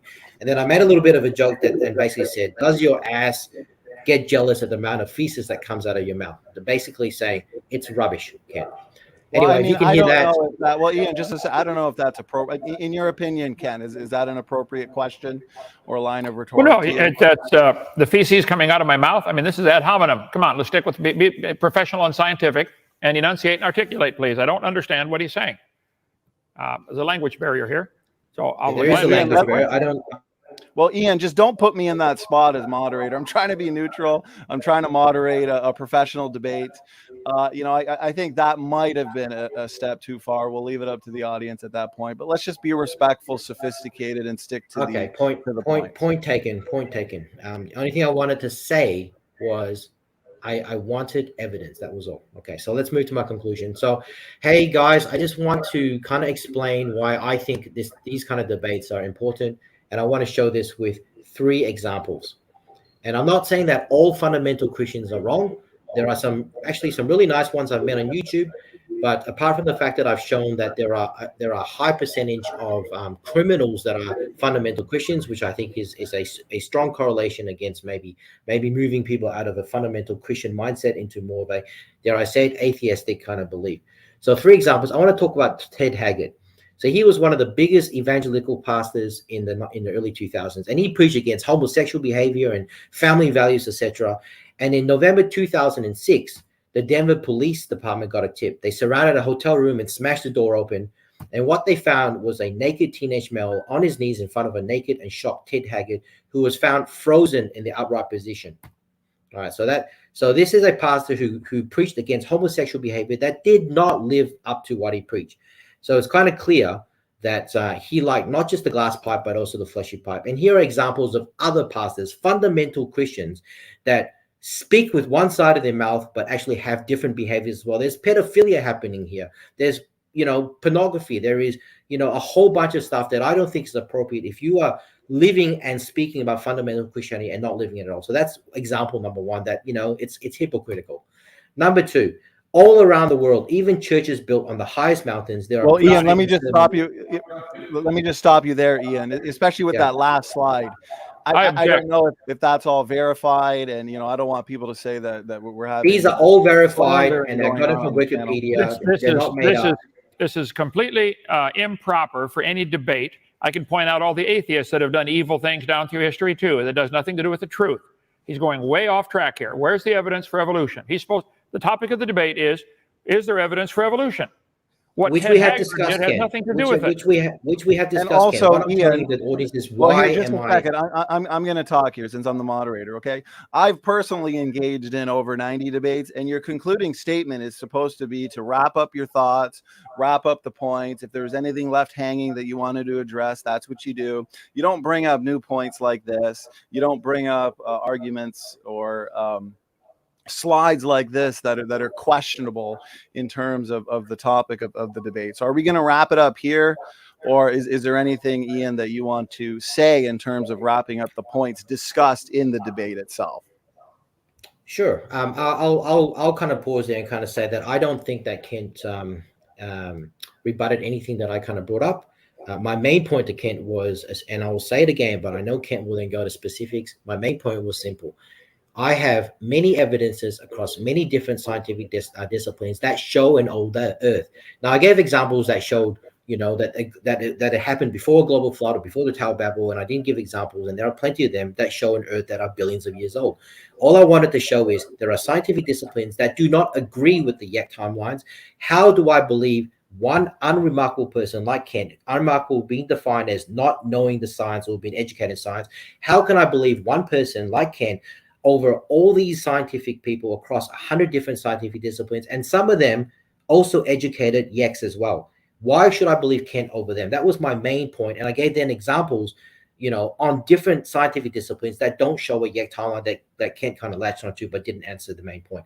I also then said, if you wanted to talk specifically, we can talk ALUs, which Kent said we can do another debate, which is fine, because I think he needs to do more research. So I'll kind of end it there, but I do kind of want to say that these kind of debates are really important. From my perspective, it's about making the world a better place, and I don't think the world will be a better place if it's full of YECs. Okay, that's 5 minutes on the dot. Ian, you're whoops. There we go. Okay. Screen is unshared, and we're going to hand it over to Kent. You also have 5 minutes for your concluding statement.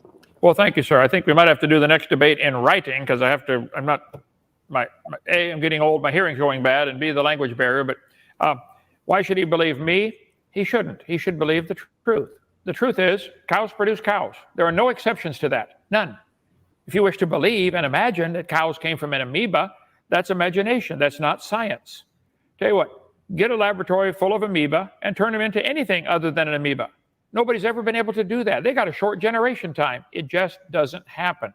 One of the evidences as he flew by with all of his so-called evidence was about the whale as evidence for evolution. They throw it out like just because they mention the word whale, therefore evolution's true.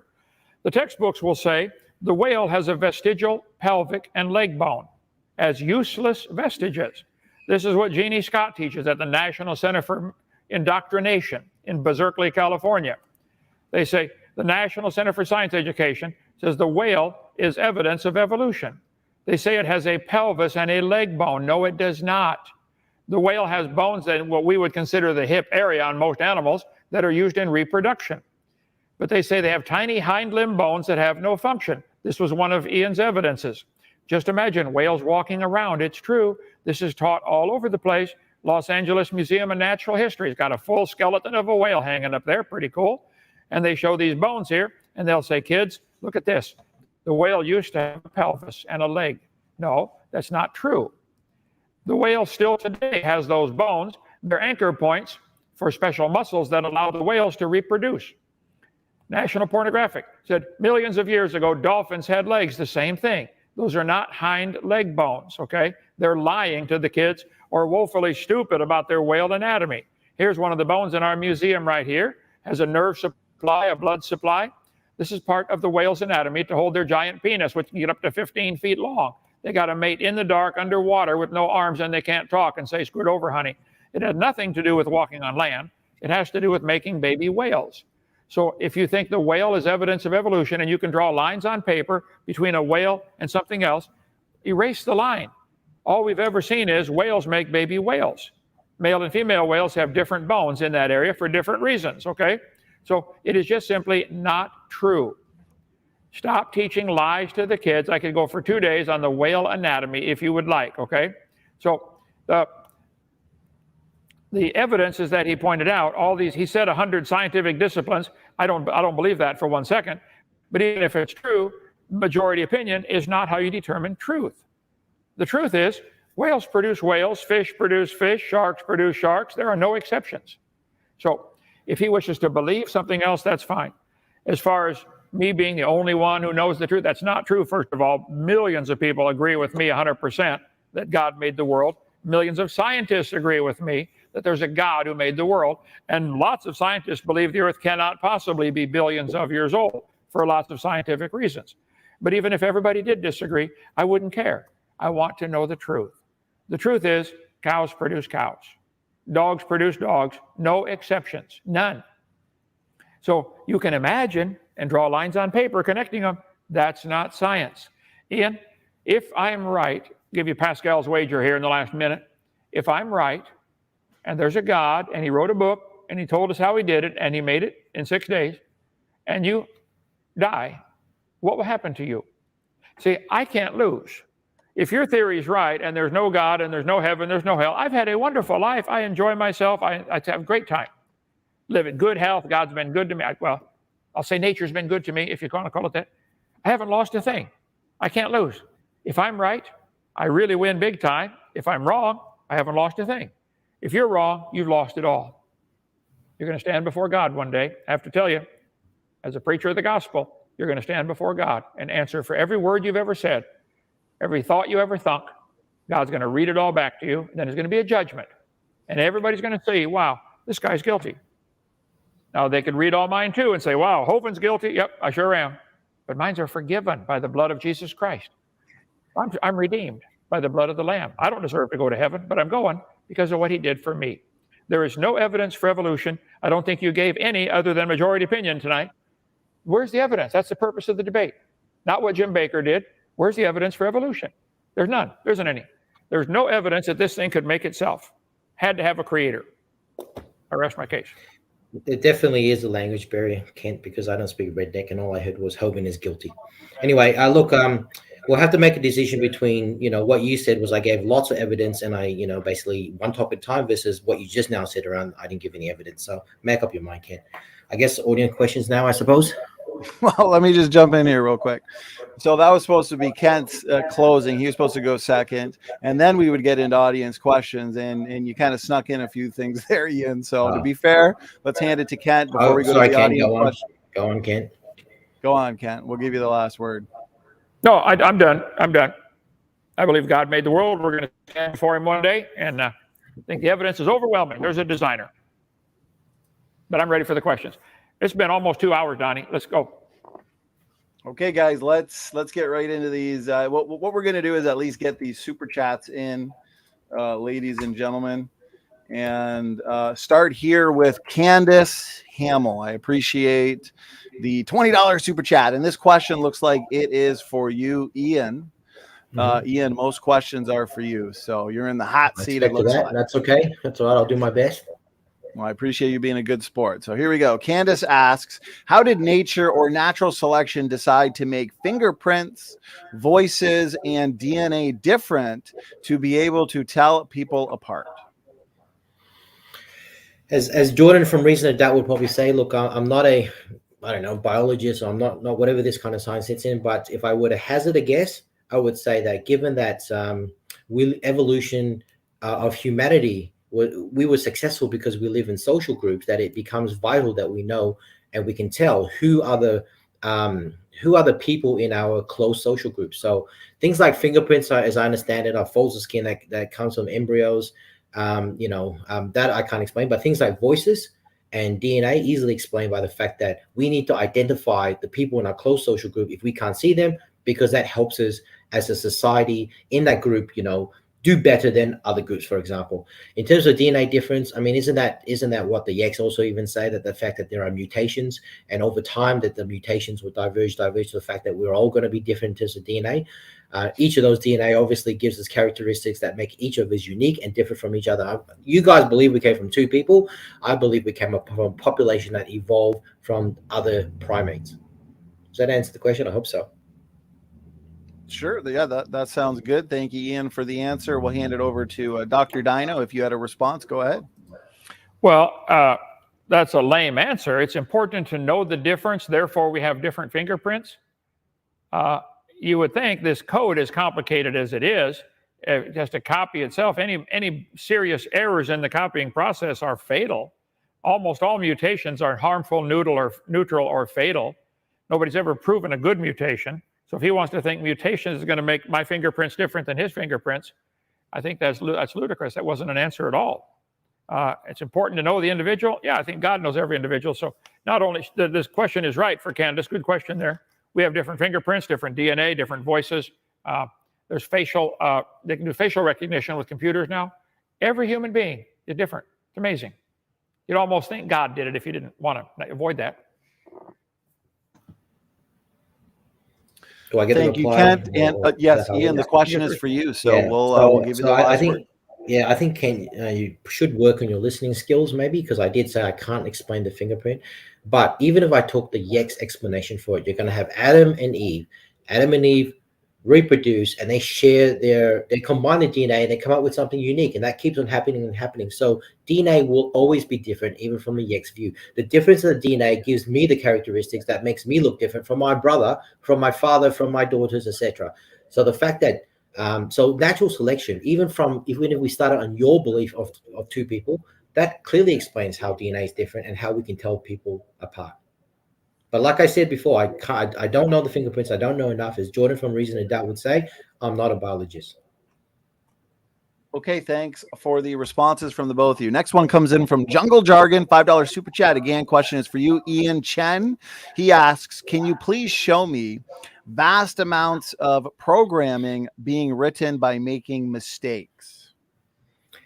So as Ken would say here, in that question is an assumption. How do you know it's mistakes? So let's think of natural selection. Natural selection says there are DNA mutations. The ones that are deleterious would be weeded out. The ones that are beneficial would stay. Most of them are neutral, but if you get a whole bunch of neutral ones that become deleterious, it's hard to pronounce, those will be weeded out as well.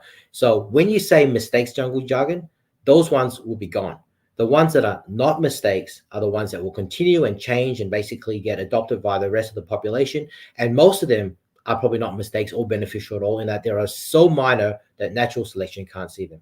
So I think you're making an assumption there that's incorrect by stating that it's a programming, and B, that the programming is a mistake. Okay, Ian, thanks for the response. And over to you, Kent, if you had a response. Go ahead. Well, you can take any paragraph written in English, like the one I just have up on the screen here, and notice it's made up of 26 letters of an English alphabet. Each of those letters is designed with different lines. You know, the letter A has two angled lines and a horizontal one.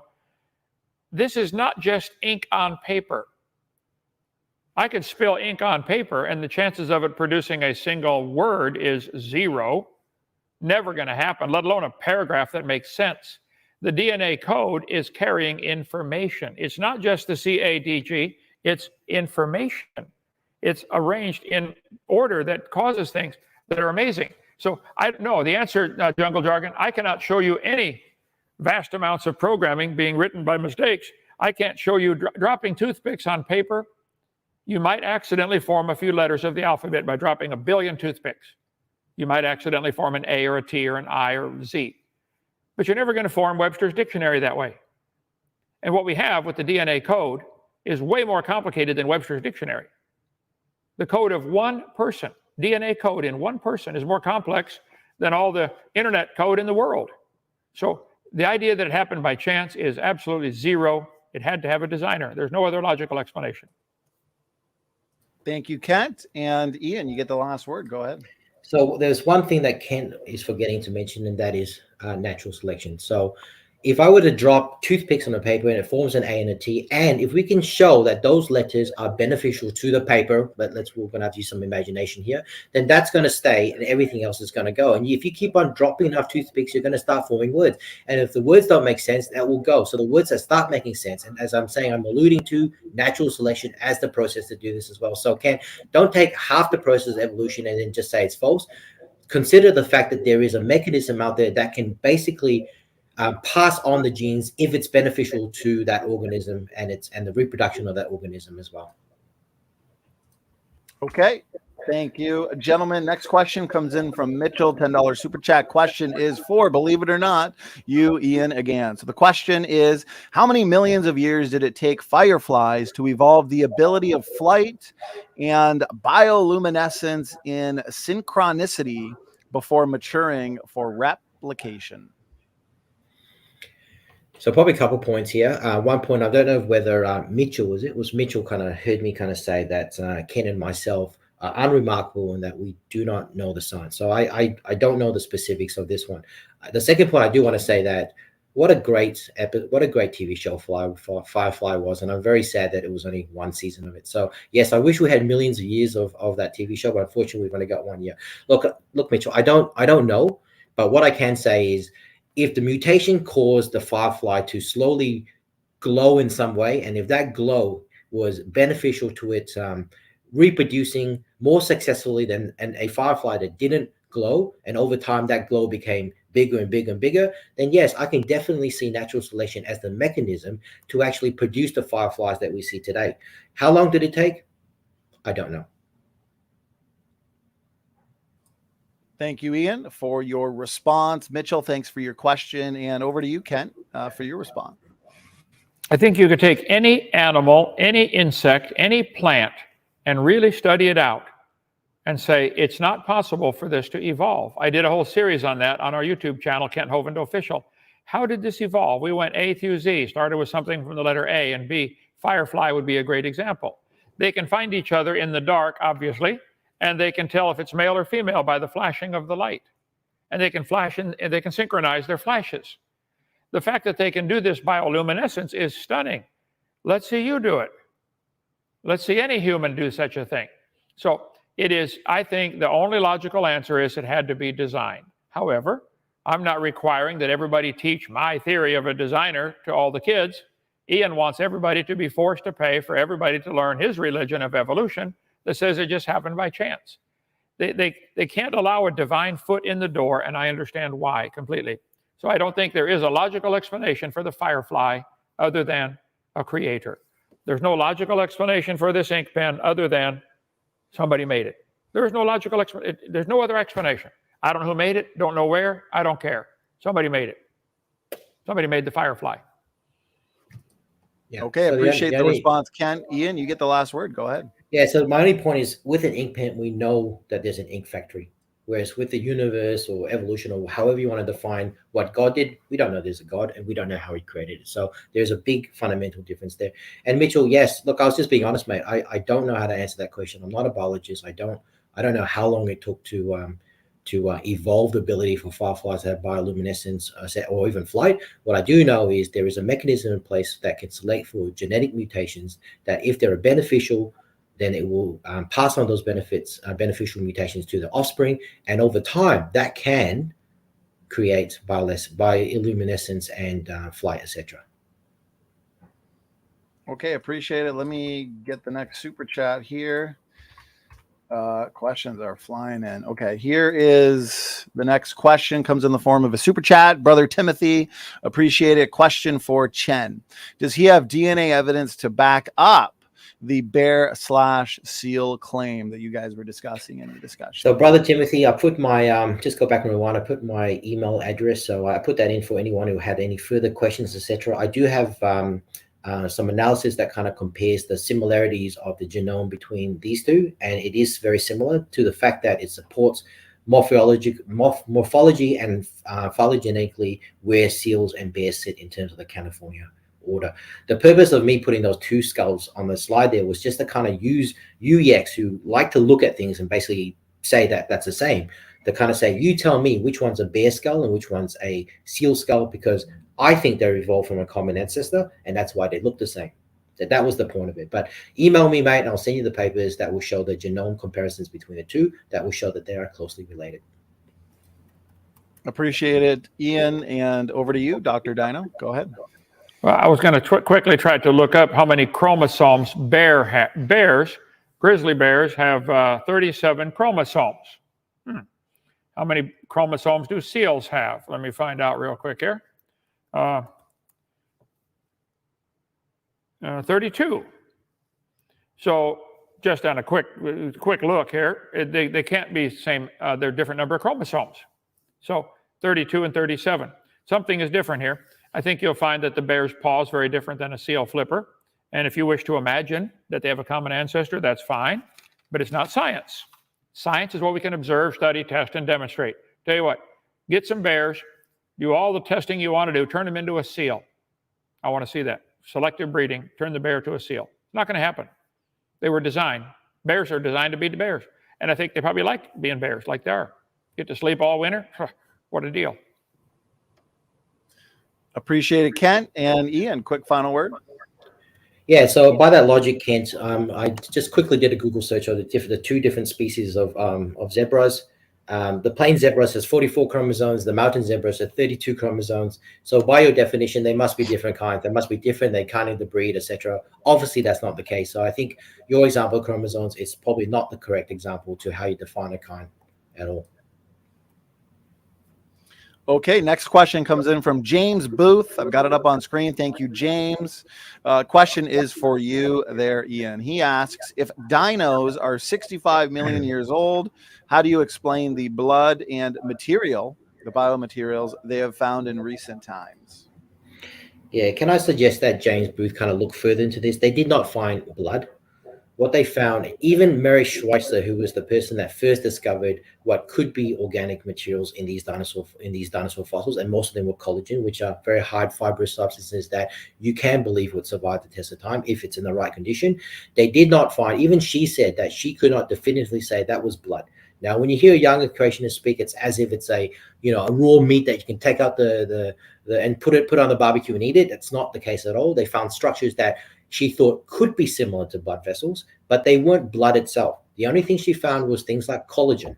Right? So we just got to be accurate when we hear young earth creationists say that they found blood and blood material. That's not the case at all. Okay, thank you, Ian. Over to you, Ken, if you had a response. Well, they've not only found blood vessels and that kind of thing. They found soft tissue. There have been quite a few found now in the last few years. I was trying to call my slides up, but I got about 48,000 slides now. But yes, many examples of soft tissue for dinosaurs have been found. None with feathers, okay? They're all skin.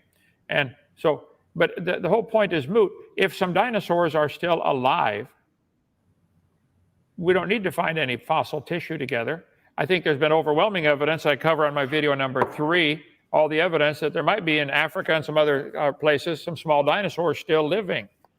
Creatures similar to Loch Ness Monster, for example.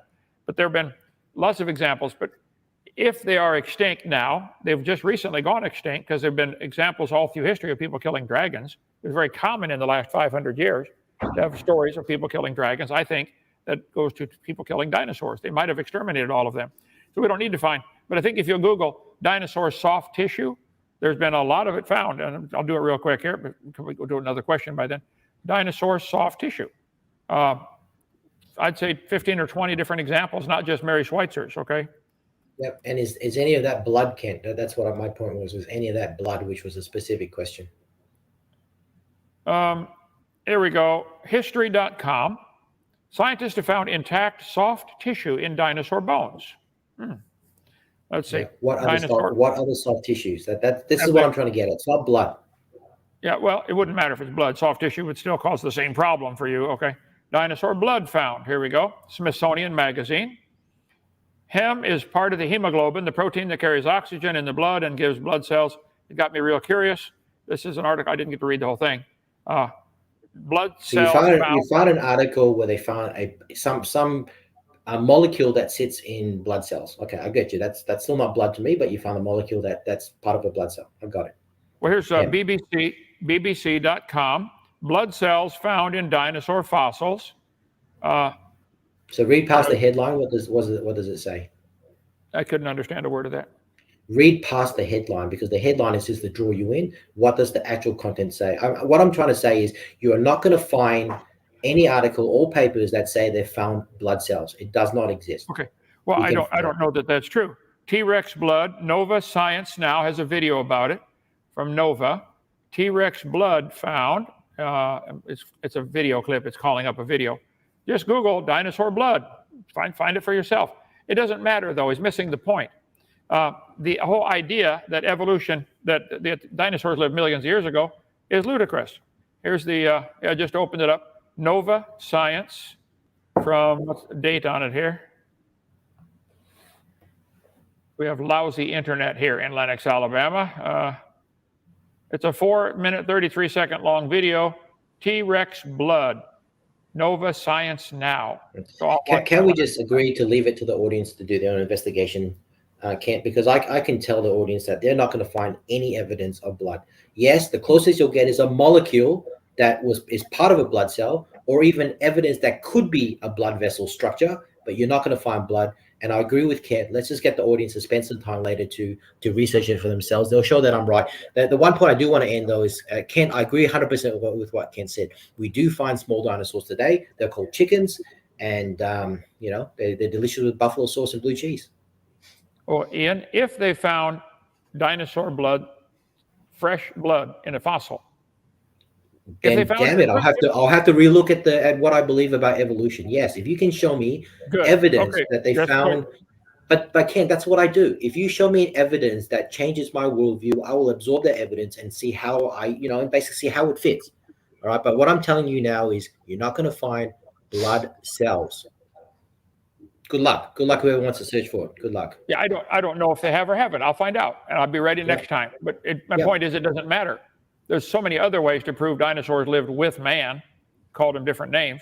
And maybe a debate topic on that. I was only answering that specific question about blood cells. Okay, let's move on here, guys. I'm going to wrap it up with this last question because we are over the agreed upon 90 minutes. So I appreciate everybody in the audience sending in their questions. If we were to get to all of them, we would be here till next week. So we're going to end it here. I had to pick a question that's most related to the topic. And since you guys did discuss the ALU sequences in the debate, Brandon here has a question for Ian Chen. He asks, can Ian explain why ALUs or ALUs are important for alternative splicing and even gene expression in the brain? Go ahead, Ian. I'm not prepared for that question. So anyway, I can't explain it, but I'll need to research this. But from my research, I could not find anything that said that ALUs were beneficial at all to an organism. So Brandon, you've got my email. Send me the papers or whatever that's saying this, and let me have a look at it, and I will reply. Anyone that emails me, I will reply, and I'll need to delve in this further. But from what I could find, most of them do nothing at all. The 50 or so we've identified causes diseases, and only 2 that I could find could be termed as beneficial to the organism, and it did not include alternative splicing or even any influence of gene expression in the brain. Ian, and just to help you out with that, in case Brandon doesn't have the chance or opportunity to email you, here is a paper that I currently have in my repertoire of papers. Intronic ALUs influence alternative splicing. So it is pretty well understood that these are vital and necessary to sustain healthy life processes in the cell. But don't. Yeah. So all I'd say is don't do what I've heard that EX do, where they take one example, for example, ERVs, beneficial for giving birth, or ERVs beneficial for the immune system, and then extrapolate that to every single ERV. So you have found one example of a ALU insertion that did something that could be beneficial. Doesn't mean that the other 1.3 million are also beneficial. So just be careful with trying to make that dichotomy or that distinction. And that's certainly what I look at. So thank you for that. I will look at that. But you've got the burden of proof. 1.3 million. Explain that if it's created. Okay, appreciate it, Ian. Over to Kent, if you wanted to respond, go ahead, Dr. Dino. Yeah, I don't think we know all the uses of the ALU, and as I said several times, it may be something that is a code no longer used that would have been useful in the original creation. But putting if you put a 7-year-old in your new car and ask him what all the buttons on the dash do, he will have no clue what most of them do. Does that mean they don't do something? No, he just doesn't know. The fact that our scientists today do not know everything about what's all in the human gene code doesn't prove nobody wrote the code. It's like a bunch of 7-year-olds trying to figure out the buttons on a Cadillac. And as smart as our scientists are, they don't know everything about even the human body. There are amazing things about this body. I think it's time to say, wow, God, I'm fearfully and wonderfully made. I want to praise God for what he did. I don't have a problem praising God for this amazing body. I like it. Been living in it for a long time. Yeah. Okay, appreciate it. Ian, final word. And this is my thing is, at least with a car, I use the car example. If I were to press the button, something happens. Now, as a kid, I might not know what that is, but I press a button, the wipers move. I press a button, the light turns on. Something happens. All right. What we know about the ALUs is that it does nothing. It doesn't get expressed. No proteins are being formed. It does nothing at all. Okay, so that's my I guess rebuttal what Ken's saying. We know it doesn't do anything. 99% of it. The 1%, they do bad things mainly, and there's a couple of good examples, and maybe 3. I don't know. Okay, well, that concludes the audience Q&A. We don't seem to be very good at getting these to the 90-minute mark, but we do have over 300 people in the chat, a ton of great questions, and you guys had a pretty good, engaging discussion. So, again, thank you so much for doing this, Dr. Dino, Ian, Chen. Why don't we just have a quick final thoughts, final words. Ian, real quick. Thank you for doing this. Yeah, no. Firstly, thank you, Kent, for the time. It's been wonderful, and we can do another one that's good as well. I do want to say that I did kind of talk through quite a lot of evidences that kind of show a young Earth. There's many more than what I've kind of talked through. And can I suggest, if anyone's interested, James Dowden and Jackson Wheat has written a book. It goes through tons more evidences of why evolution is true and why we know the Earth is not young. So if you guys are interested, I suggest you get this book and have a read. It's really chunky. Thanks, Amy. Thank you, Ian. And Kent, over to you. Final thoughts, final words. Thank you for doing this. Well, the rocks were there, but they don't talk. We're putting our interpretation on them. The textbooks consistently teach that, in a protozoa turned to a biology teacher. They make these trees of life by drawing lines on paper connecting all these different creatures. So, Ian, this book shows an octopus having a line on paper back to a common ancestor with a human. Ian, do you believe you are related to an octopus? I believe all life is, so I believe all life is related. There's a common ancestor. There would be millions, tens of millions, hundreds of millions of years ago. Yes, there was a common ancestor between octopus and humans. And yes, I know you're going to go and make fun of me based on that. But if we believe in common ancestry, then you can make any sort of example between a strawberry, a mushroom, or whatever. We all came from a universal life, common life form. My point would be, we do see varieties of horses. We see varieties of dogs. We see varieties of strawberries. We do not see anything ever produce other than its kind. This chart shows horses being related to monkeys and kangaroos. They drew a line on paper to connect. Long time ago, Ken. Yes, long time ago. Oh, time will solve the problem. See, time is your God. That's your savior. Time's going to save you from all the idiocy. Proven by science. All the many forms of life are descended from a common ancestor, a primitive unicellular organism. You got it, Ken. We can convert you soon. You've got it. You're starting to understand it. Just take the last step. You're an evolutionist. I believe it's my turn to talk. There is no evidence for this at all. None. Nobody's ever seen a crocodile produce a non-crocodile. It is pure religious speculation inside this circle right here. It's imagination. It's not science. Science is what we can observe and study and test. Birds make baby birds every time. And you guys who believe that birds and crocodiles are related should keep your religion out of the school system. Teach it to your kids at home if they want to learn it, but hopefully they'll get a set of my videotapes and learn how dumb that is, and learn more reasons why evolution is stupid. It is stupid. Evolution is stupid. Lies in the textbooks. Leviathan, the fire-breathing dragon. I have a whole series of videos on my YouTube, Kent Hovind Official, and my bookstore, drdino.com, DRDINO, or come visit Lenox, Alabama, and straight north of Pensacola, 70 miles. You can take the tour of our ministry. Ian, come on over, and we'll give you the tour of the place. You'll enjoy it. Get you converted while you're there, too. If I'm around there, I will definitely want to come and at least meet you in person. So I'm not sure if I'll be around there. Lenox, Alabama, I've never heard of it. But if I am around there, I will accept the invitation, and thank you for extending the invite. You're welcome. Anytime. Okay, well, we're going to wrap it up there. Dr. Dino, Ian, thanks for your final words to the audience. Thanks for tuning in. We are exactly at the 2-hour mark, so we are going to end it here. Guys, thanks again. Standing for Truth is out. Is out.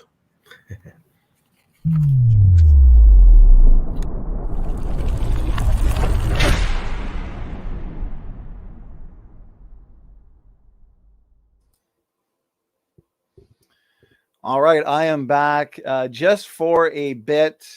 That definitely wraps up an interesting debate. Looks like I kind of had my work cut out for me, but overall it was engaging. It was fun. I'm sure this is a debate that'll get quite a lot of feedback.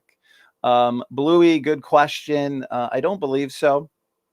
I don't believe that I've heard that there is going to be an after show. So I do want to say, though, if you're not yet subscribed, this was, I believe, our 175th debate now that we've hosted on all sorts of topics.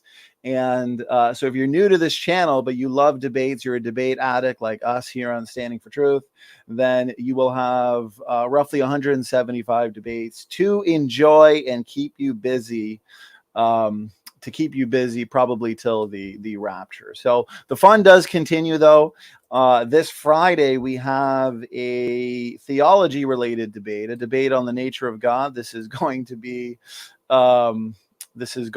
between, it looks like Answers in Atheism has an after show. So usually it's logical, plausible, probable, but it turns out Answers in Atheism is picking up the slack of John Maddox. So tonight's epic after show will be over on his channel, and appreciate that. Ren Lamo. Guys, the fun continues, as I was saying. This Friday, we're going to have Kelly Powers is going to be back here. The last time Kelly was here, he debated Dr. Robert Sungenis on soteriology. Does the Bible teach salvation is by faith alone? That was a fantastic debate. So he will be back here debating Rodney Smith. That'll be on the Trinity. And speaking of Robert Sungenis, the big debate, the big soteriology debate is coming up June 9th. I am pumped for this. Robert Wilkin, Robert Sungenis, salvation debate with a main focus in terms of the thesis on Romans 2:13. And does the Bible teach salvation is by faith alone or faith plus works? Also, of course, the Evolution Debate Challenge series continues. Tonight was Ian Chen. I believe we've now done about 26 debates in this series. So it's been, it's hard to believe just in a few months we've done about 26 of these, including the debates that myself and Professor David McQueen and Ramat have participated in as well. Does the heat problem preclude the global flood? This is going to be between Professor McQueen and Luca Medugno. And if you have not yet seen my debate with Taylor from the Snake Was Right YouTube channel, do endogenous retroviruses provide evidence for evolution? Please do check that out. And a lot of people were wondering and asking, yes, the endogenous retrovirus handbook, a very comprehensive response to ERVs, personally written by myself. It is in the final stages of publishing, and it is right on schedule for the June 1st official release date. So definitely make sure to check that out. We have also been doing a new series, a podcast series, where we discuss issues and topics pertaining to the creation versus evolution debate. And we are making these roughly 30 to 40 minutes long. We've done 2. I did one a few days ago on recombination rates, and Professor McQueen did one just last night. It is uploaded now on copper creation and the worldwide flood. We've also got the sequel, Ken Rock and Dr. Kent Hovind, for next month, including a debate with Rune Norderhog next month as well. The Evolution Debate Challenge series continues. And this Saturday, last event I want to mention, and again, this is just a snapshot of what we have currently scheduled on Standing for Truth Ministries. So make sure you're subscribed, hit the like button, hit the notification bell, and check the event section, guys. Or check the website, standingfortruthministries.com. Endless content. We did an April update, and there is a ton for you guys to check out. So we are going to be having Dr. Jerry Bergman back here on Saturday, Evidence for Evolution or Biblical Creation. We are going to be given a presentation, a talk by Jerry, and then we are going to have an audience Q&A. We're going to make it interactive. So I think that's about it. Tom, brother, good to see you. I appreciate it. Thanks again for tuning in. Kevin's biblical discussion, I appreciate that. Okay, guys, until we meet again, which will be this Friday at I believe it's 9:30 between Kelly Powers and Rodney Smith. So thank you again for tuning in, and this time for real, Standing for Truth is out.